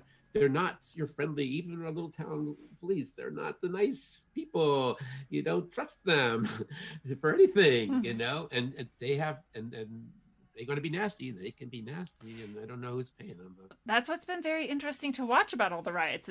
I'm like, well, there's all these like plainclothes police with like a baton and like not even a shield or anything, and you're like, riots, right? Yeah. And then you're talking about what you're saying is what I've seen the rest of my life before these riots, like with WTO and all these, and like Occupy, like you're describing, and all of these riot cops come out with like tanks and why didn't we have any of that? So clearly my conclusion was they wanted these ones to happen, right? And they let them happen, right? So these are the ones where we can have a lot of overlap because we're saying, that makes sense. I don't have to prove it. No, I mean, like where am I going to dig this evidence up? It just makes sense. And you've seen it. It's historically. You see, hey, it's just like that. You know, it's the same thing that happened before, and now it's happening here, and it'll continue to happen. And if it happened next week, I wouldn't, doubt that it will happen again like that. So for the people who refuse the vaccine, then they'll bring those people out. No, I don't know what they'll do. People will amazingly go along without that, though. Yeah, true. It's not going to, especially if you look at what happens to the rest of the world. It seems like those kind of riots and protests are always somewhere else. They're not in the United States. Those real ones, the ones for the ones they have like in France, and now they have in Italy or whatever. It's like, I don't know much about, I distrust anything that's in the mainstream media, which doesn't usually cover that stuff anyway. But then in the alternative media, I don't totally trust anything I see on Twitter that has pictures of something. Maybe there's a lot of disinformation out there, but I would tend to think somewhere is protesting this, and it makes sense that there's going to come the police, the gendarme or whatever are going to come in and round people up or beat them on the head, and that's in the United States. They don't. My neck of the woods or whatever. I wasn't familiar, personally aware of the Black Lives Matters protests or the ones where people were burning down. Those happen in other places. Yeah, I think all I see was on they're the media. Actually. I don't want to say they're rare. It seemed like there may have been a lot of them, but they seem to happen in very specific places and nowhere else. Like most cities, most towns, most places didn't, I think, have any sort of riots, which is another interesting thing the media can do. It seems slightly orchestrated. Just bricks show up here. Oh, how convenient. Yeah, I saw those pictures. I tweet all that stuff. Hey, just because I don't know for sure, but it happened. They showed it after the election. They showed anticipation of the election results, they showed some pictures of bricks. Maybe, I don't know, that could be from earlier, but hey, I'll tweet that. It could be happening again, that stuff. See, and that's the same, going back to the Occupy thing. With Occupy, they gave it no coverage. You couldn't even learn about it really unless you tried really hard to learn about it. And then they sent in all the, get this out of here, it's over now. So this is the opposite, where there's like, because Occupy was actually very widespread and global. I met people. I went and talked to some people that were in Occupy up in Ashland, Oregon. I remember, I happened to be in Ashland, Oregon. See? And listening to what they're talking about. There was a mixed bag, all kind of things that were involved in it. But it was like, okay, this is a good thing, Yeah. But, I don't know what happened. But then they suppressed the information. They crushed it somehow. They squashed it. But Yeah. this one's opposite. They're like, let's send all our media in. Let's cover this all the time. Look, there's riots everywhere. So it's like, there's a reason they're letting it happen. There's a reason that they're talking about it and focusing on it. And so you have to at least be aware of that. Why do they want us to know about it and want us to feel like it's everywhere? Right.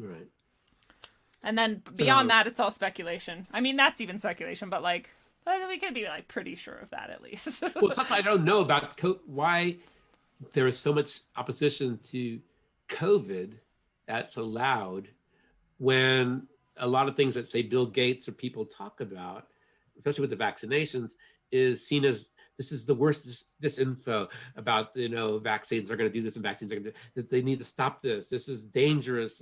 But yet it's still out. People are still questioning the vaccine. Still doing it. I don't know why they could easily stop it. But it's like they don't totally stop it. They allow. Like, I've never felt myself personally censored. Me either. I question all kinds of stuff. But then I say people who are, and I start wondering, well, maybe, I don't know, maybe they want to promote those people as, that's the dangerous people. Follow those dangerous people, like limited hangouts out there or something like that. Follow those people that are. I mean, that's what I sort of felt with this Beirut 2020 thing, because I figured somebody need to question this, and when nobody would question it.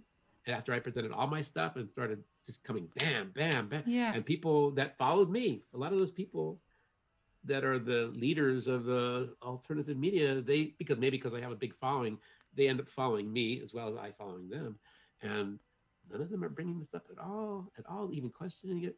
So I start saying, are they all just limited hangouts? Is that they will talk about this, and this, but not this.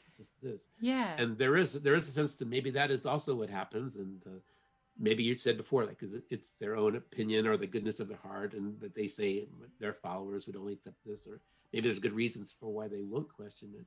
But why certain things are allowed to be said, and other things are not allowed to be said. And why some people are targeted, but others aren't, even though they might have a similar even they're message. saying even dangerous things. Yeah. This is dangerous. Is it really dangerous, or are they just letting us think it's dangerous? Or I don't know what it is. Are they targeting the people that they want to add sort of that legitimacy to their program because those people are on the wrong track, or leading people to what they want them to sort of think anyway or something? And I know most of that with the 9/11 movement. I can see that with the 9/11 Truth movement. True. That there was the mainstream official story, and then there were the people who were challenging it, who were leading this truth movement, and some of those among those became the sort of the official opposition. And I gave them, and those people would often act to anybody challenging them as mainstream media acted toward the opposite. It's like, okay, the same way they put them down and say you're whatever. And it's like, so who do you trust? And so I don't know. I say if you have overlap and they're saying things that you agree with, and you just share that information. Look, I'm not the only one saying this. That's why I'm not the only one saying this. Yeah. So I've gotten back into retweeting and liking the people that I might have been suspicious because they wouldn't cover COVID. I mean, couldn't cover the Beirut thing. I'll go ahead and because hey, we share something in common. We overlap. Well, and maybe they can come around, because there might be some people who are, there's the people who are controlled opposition or whatever, but then there's also the people who are just accidentally sort of supporting, or not going the right way, or you know what I mean? Like, I don't know. I think that can happen too. I never had a discussion with any of them. Yeah. Actually, there's one I did have a sort of exchange online about the Beirut thing. And it was the first reaction was a knee-jerk reaction. Well, where's the radiation? There's no evidence without the radiation. There's no evidence of nuclear. And we got into a little chat about that. And they said, well, after hearing what I had to say, they will suspend their disbelief until they until they see more supportive evidence to let them believe maybe there was a nuclear explosion in Beirut. But they're not going out to look for that. They're not going to really get involved in it. Yeah. So that's sort of where it ended. They, it's just not worth their while really to question and I'm sure with me, there's certain things I don't want to. It's like, God, I have to go into a lot of stuff to really dig in and understand, say, vaccines. If I really wanted to. If you want to get deep into it, yeah. If I want to get deep to it. You don't have like a firm conclusion. I'd have to do the kind of research that I did with these, say with craters or whatever. And yeah. I just, my gut tells me. I go with my gut, Yeah. I said, I've been distrusting vaccines ever since, my kids were raised. Right. And because I read a doctor who made sense when he said it. I can refer you to that book that I read back when, because as far as I know, it's still a good book. Yeah. Even if nobody knows about it anymore. Well, I think that's an important, aspect of all of our past, that you can't go down every single road exhaustively. And so you're going to go down the ones that make sense to you or call to you or that you have some sort of affinity with or expertise around. Yeah. And I think that's seems cool. More important to you. Yeah. Which goes back to this exactly why we should all be able to say, like, I am going to take the vaccine or I'm not going to take the vaccine, and I have no control over who else does or doesn't. The end. Exactly. Because we all get to choose our own path. But they're not going to let you get away with that, though. Not this time. They're going to say how you're endangering the world by not taking the vaccine. That's you're endangering everybody else by your selfish act of, the same way they did the masks. It's exact logic of the mask. They're going to do it again with the vaccine. You were too selfish for that simple little thing to wear the mask. Simple little thing. And now here's not such a simple little thing, but still the same logic. That's why I tried to everybody. attack that exact logic when it was all, and still do, when it was all happening, is like, sure, you can wear your mask, and why should I have to just because you choose to wear yours? And they're like, well, you're endangering me. I'm like, no, you're endangering you by leaving your little tiny cocoon or whatever you want to do. That's your choice. I'm not doing anything to you by existing in my own world. But they've turned that completely around, where everyone has the right to go and do anything they want. And if you haven't done what they've required you to do to be around them, you have to stay in your house. I'm like, but what? Yes, the right or right. We have the right or right because and I saw that, I came to California in 2000 and I started teaching in this very liberal school for 15 years. And over that course of 15 years, I saw it change. I saw how, when I first started, freedom of speech was something that people pretty much would agree with. Yeah. Say in 2001, 2002, even though we couldn't question 9/11, I didn't know. I didn't question 9/11, but still, freedom of speech was held up as something valuable. Yeah. As a basic right.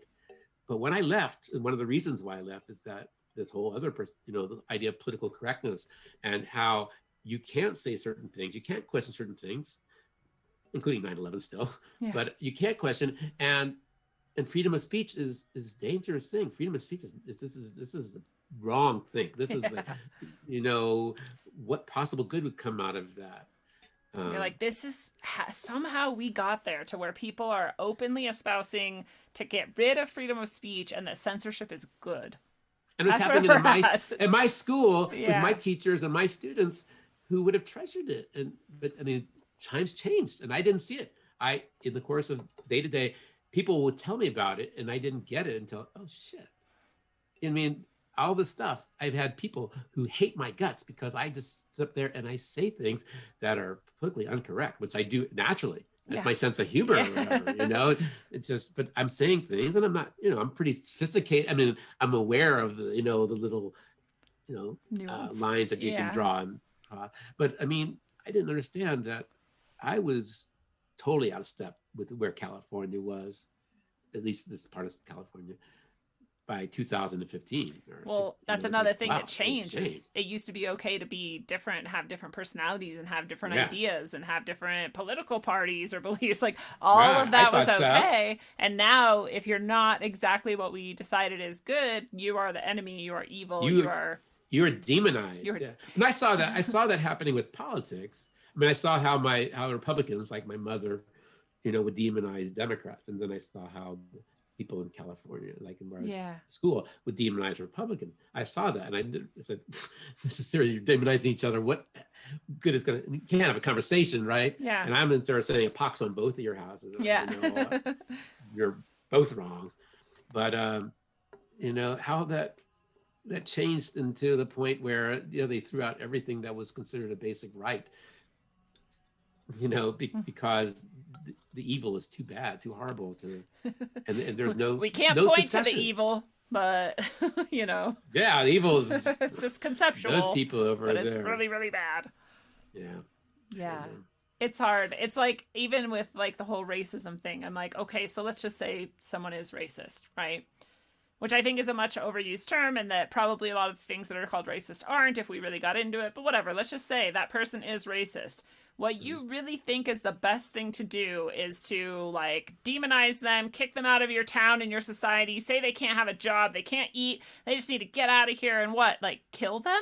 I mean, what is the actual thing that you're promoting here? Because there is no solution to this that comes from this place where you're at, where you just are, nope, that person's evil. Goodbye. Like, what are you really proposing? Let's throw them off the ship and let them drown, or, you know what I mean? Or do you just they would. need to... I think they do say that. I think so, yeah. And I want them to admit it, because I'm like, you're actually the evil one then. Because if you truly cared about racism, and if you truly cared about people, you would say, that person's racist. What can we do to help them? Well, something went wrong. Let's try and help. But that's not what an argument will not sway these people. No. Not that was when you could, like, my mother would have Fox News on 24/7, and then over here they'd have CNN and CNBC on. So if you listen to that, and you don't have, and it became so. It started with Fox, and I listened. My God, this is not news. No. And then you saw CNN, they're doing the same thing. Mm-hmm. It's just constant barragement of like, this is what you should think. This is what you think. Emotional. There's no exactly. Logic. Yeah. And it was so boring. It's like, I can't believe you people. Where do you get information?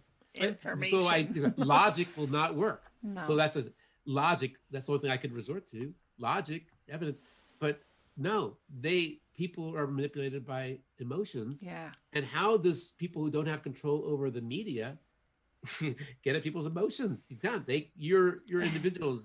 You get picked off one by one with your logic.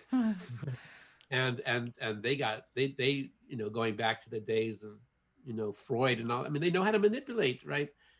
The masses. I mean, I read that. Remember reading like Mein Kampf, and the way that they lay out. This is the way we're gonna sway the whole... We're gonna the masses. They're a herd. They're idiots, and we can appeal to their emotions. And one little argument over and over and over again. And you watch how Hitler did that. And say, well, that's the way politicians are today.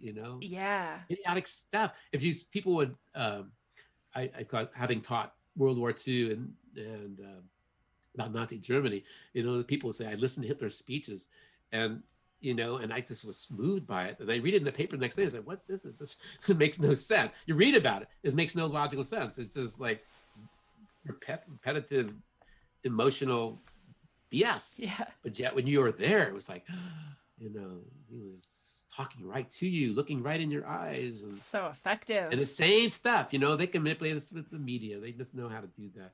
Like this, I said, I'm not immune to it. Yeah. I got swayed by 9/11 too immediately. So right. No, and that's important, I think, for everyone to understand, is that none of us are immune to it. And someone, because I watch some media now and then. I like to keep my finger on the pulse, and then I find myself getting like into it emotionally, and I'm like, oh wow, like I have to like it's hard, it's difficult to resist, because like you said, it's like they have it, it's like a puzzle that they've put together, and they see all the pieces. And if anyone hasn't seen, and I don't know if you have seen it, Bruce, but The Minds of Men by True Stream Media is excellently put together. They just went back and looked at the kind of the history of... I've seen some of their stuff. Yeah. The couple in Texas. This is a documentary that they did, and it's really hard to watch because it just goes through the history of exactly that type of manipulation. Psychological, manipulation, and it's pretty creepy, but... Well, I mean, that's what we are. We are these...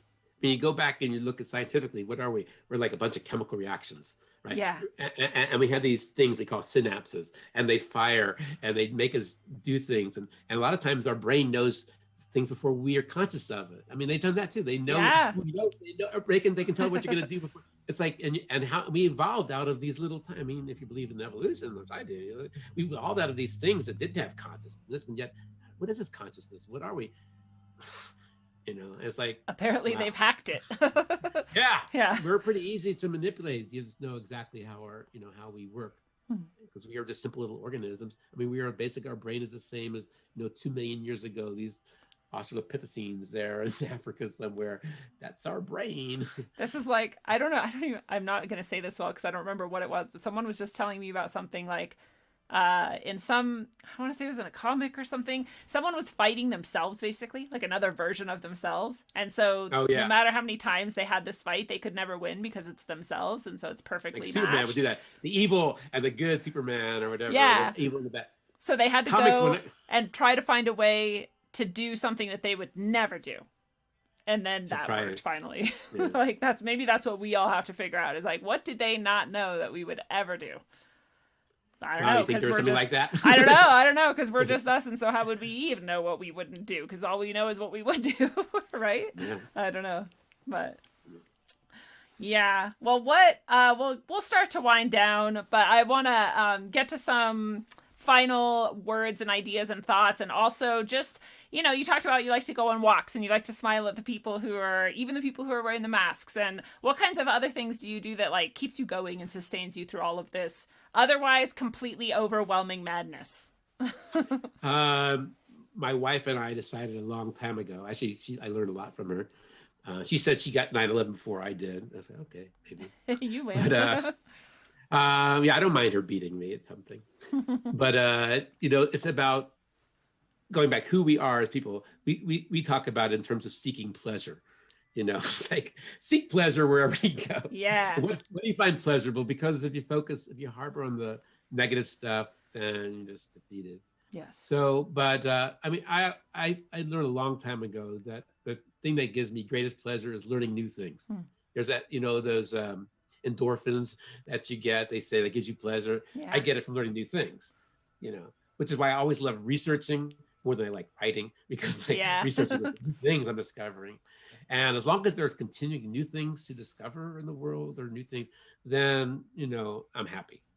And it could be anything. I don't restrict it to stuff that people consider important other than me. And my boxes of are about subjects which nobody else would be interested in, right? So there's plenty of that stuff. I can go back and revisit that if I want to and do something maybe.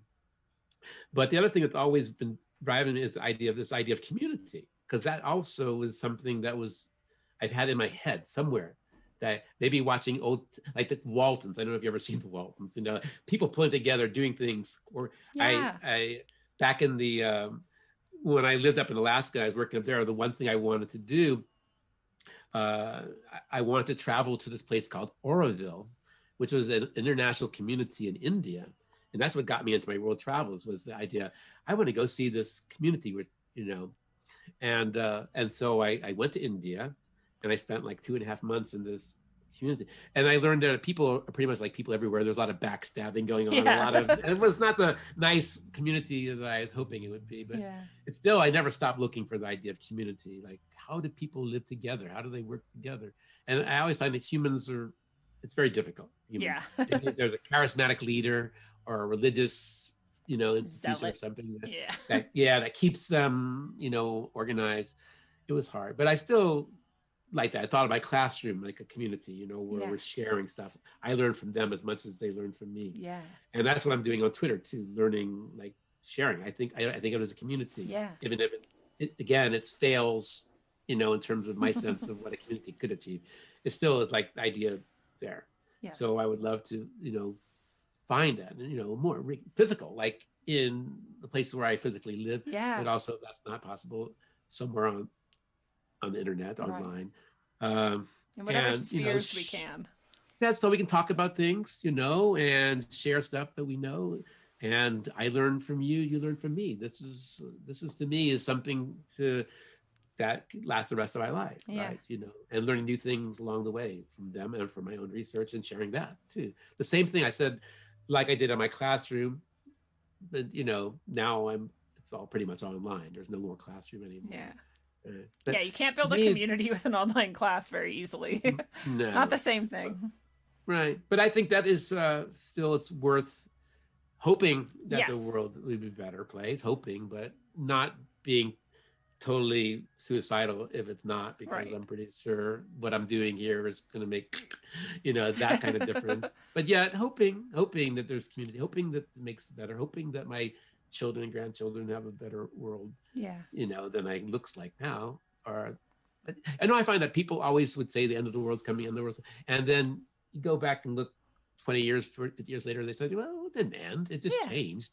So maybe that'll be for them. It looks terrible to us, but maybe for them growing up in it, it's not such a bad thing. I hope so. That's a good point. But I don't know. You know, it's not the, I don't know, the glass. It's not that the glass is half empty or glass is half full. It's just, you know, just, you know, stay positive and keep learning new things and seek pleasure where you can. And, you know. Yes. I love it. We have the same, you know, again, we didn't decide this ahead of time. We haven't talked at all before this, but we have the same focus on trying to live in the moment and, you know, remember that you're living here, take pleasure where you can, like take advantage of it while you have it. And also that desire to create community where we can. Cause I think it's essential. We're pack animals. We like to be in connection with each other. It is really hard, especially in a society where we have tons of broken people who are just very emotionally damaged. But we can keep doing the best we can to at least try and draw that together where we can. So we are in agreement about that, and I love that. But where are you going from here? I mean, do you have any plans to, you know, is there any new research or things that you want to point out to people, or at the very least tell us again where people can go connect with you and find you and some of that awesome research that you're doing? Well, I'll tell you, I have everything is Dr. Baird online, DrBaird online. My website, drbairdonline.com, was everything that I did before I got political, or before I started getting into this. Yeah, it's a lot more your academic Twitter. Sort of. Mm-hmm. Yeah, if you do there's personal articles about my travels and the research I did in my dissertation. The dissertation's on there, as well as a lot of these things that are in boxes that I did chapters of books. And so if you're interested in that, occasionally I get people who find that and they email me, because there's, you know, you can go to that website and send a message and it comes to me. But the other stuff is everything I've done since I retired, which is all pretty much on Twitter now. And it's, I mean, I don't know how many tweets, but it's like 45,000. There's a lot of There's a lot, yeah. So it's all the and stuff that them this are community threads. loves. Yeah, and it's all, I said I don't regret a single one of them. There's none of them, and a lot of them are in the form of threads that once you find one, like if you look Dr. Baird, you Google search, Twitter, actually it shows up on Google too. True, yeah. You don't always have to go on Twitter. You can Google this and it comes up. But Dr. Baird online and put any term, and you can see what I might have said about something in the past, and it's linked to other things that I said. So everything I said is valid. I think everything I've done in the 3+ years of tweeting is still, I'm proud of having said. I don't get it. But if you go chronologically, it's hard because there's so many of them. If you want to go through, the main one to get started is the one that's the pin tweet on this 2020 Beirut explosion, because that one got the most traction. I mean, most people, and it from there I did a lot of other, following that, which I did back in August. I did a lot of other ones related to the 1983 Beirut explosion, the 2005 Beirut explosion that killed their former president Hariri. Wow. I did all the bombs that happened on the bombs that happened in England in the 1990s, because I had all this information in files. I said, I'm going to just get this out there. I've done a lot of stuff on 9/11 Truth that questions a lot of the stuff that I'm one of the signees for the architects and engineers. I'm an engineer. I signed the 3,000 plus engineers who signed that. That's and awesome. I question a lot of things they say, which is on there, and I'm waiting for them to come back and challenge me. Or nobody challenges me. No. I found that nobody challenges me. They just ignore me. So except for the people who retweet and like what I do. So but you can find it pretty easily that way. Yeah. And the thing I'm working on now, I'm working on Operation Northwoods. I don't know if you've heard of Northwoods. Yeah. Yeah. Well, I've had a lot of questions about that I've saved up for a while. I'm going to go ahead and I have ready for a thread on that. So, but it's so, it's historical, it's like 60 years ago coming. So it's like and it involves something, but I'm going to go ahead and just put it out there rather than leave it staying in my files. And then the the anniversary of the Kennedy assassination, I always put something out for that too, which is linking to all the good things you can still question about that story. It's totally BS, right? That's so much fun. Yeah, I love that you delved into that Beirut explosion, and I feel like we could do a whole show just about all of the things that you could share about that, but hopefully we can get you on some more shows and you could like dive into that even deeper, because it's pretty cool. And so if anyone out there listening hasn't yet gone and looked at Dr. Baird's research on that, go do it right now. Nobody's challenged it yet, so I'm still waiting. I'm waiting for all these things.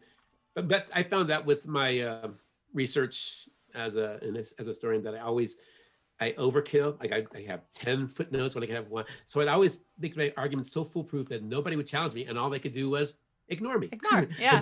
that's what happens. They just ignore you. This is sorry, the we're not tactic. going to go there. This is the tactic of most people. They ignore you, or they call you names. Which I don't get how that's even an option, but that's what they do. They don't do that for me. They just ignore me. That's even better.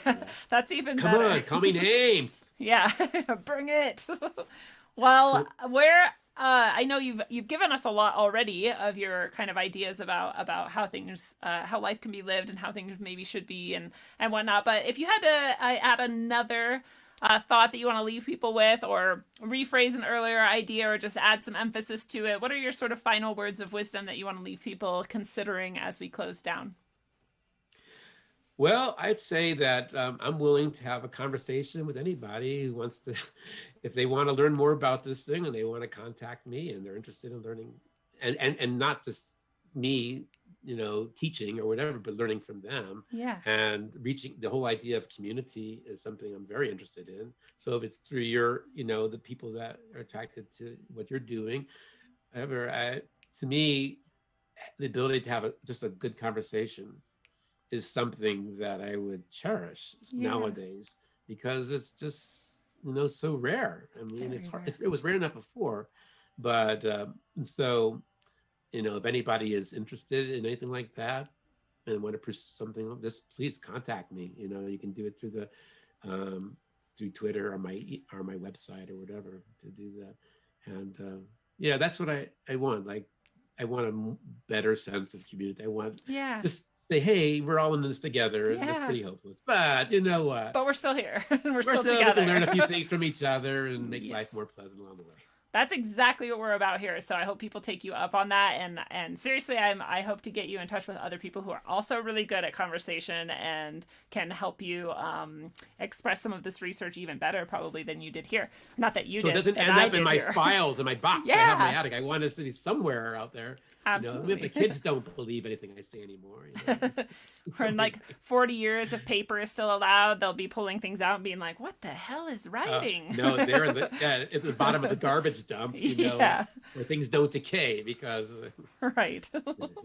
Well, hopefully it'll be better than that. But fellow travelers of the path, it is a beautiful thing. And this has been your analog, electric, concentric dose of wisdom, according to the wise and amazing professor, researcher, and author, Bruce Baird. Thank you so much for coming with us on Rogueways tonight, Dr. Bruce, and hope to see you again soon. Yeah, thank you. I will. Awesome. Well, when first we aim to understand truth more explicitly, we have a precarious path set out before us. We have to move forward with what we already know, which is often very little, no matter how far we've progressed on this path. And we also must use only the skills we already possess. And in moving forward like this, we must both have faith that we already possess the knowledge and skills we need in order to properly assess and analyze any given situation. And we also have to keep our minds and hearts open to the eventual task of destroying the knowledge and abilities we started with. Once we encounter the inevitability that they were never going to be enough to get us to the ultimate truth. Otherwise, we would have already been there. And until you can honor exactly where you are and what you already have in gratitude and love, while also aiming to destroy all of that and embrace what comes next, travel well, aim for balance, and always look inside first. Mwah. I heard the Freemasons called you. Man, they at it again. And I'm out to tell the truth once more. That's right. It's on the cracking, unknown in the house. APOGZ, that's right. Hitting the stereo near you. Truth is the best thing. And it's on. Yo, I once thought that I wanted to get Denver on track, but there's something more bigger than that. Something lurking, waiting to blow this state right off the map. A hidden agenda related to September. Doves carved up on the wall next to the highway. Up in the concrete, while rolling home next to where I stay. With state's destruction, like Key Martin malfunction. While NORAD's in the mountain anticipating our next move. My heart's jumping and I'm like, fuck waiting. While crooked taxes are burning a hole in my pocket. With a dollar bill in the pyramid that's watching. Instead of having a capstone on top of it, to have an eye with a fast surprise while you're flossing it. Greedy niggas jocking it, politics plotting it. So who you vote for really doesn't mean shit. So save your energy from being drained by the enemy. Skull and bones of Freemasonry, envisioning dreams of them chasing me. Skull and bones of Freemasonry, envisioning dreams of them chasing me. Skull and bones of Freemasonry, secret agencies with a plan to dominate all of man. Check the records of DIA, strange murals and paintings similar to the ones next to the highway.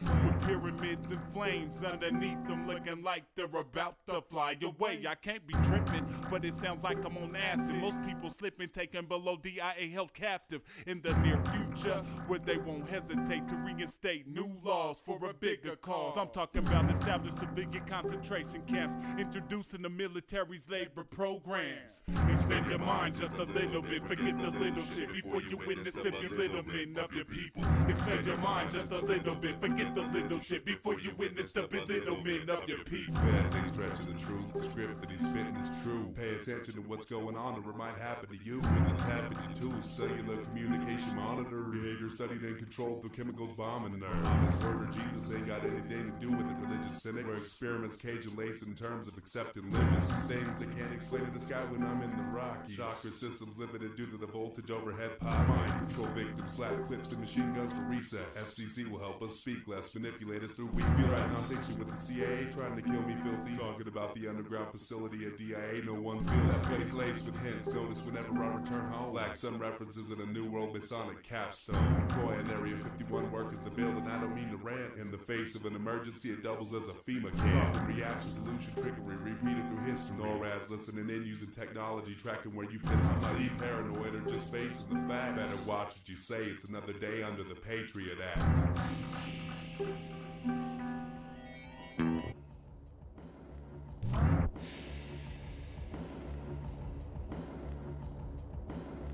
Extend your mind just a little bit, forget the little shit before you witness up a little bit of your people. Extend your mind just a little bit, forget the little shit before you witness up a little bit of your people.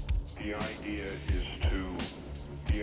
is to bring people to the point where they are helpless, passive, and unable to assert their own creative power to form anything else.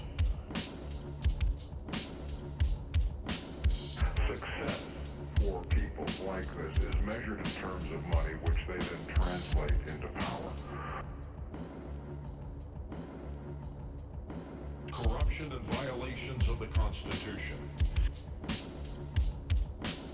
Secret societies, the push for one world government. I'd like to get corruption and violations of the Constitution.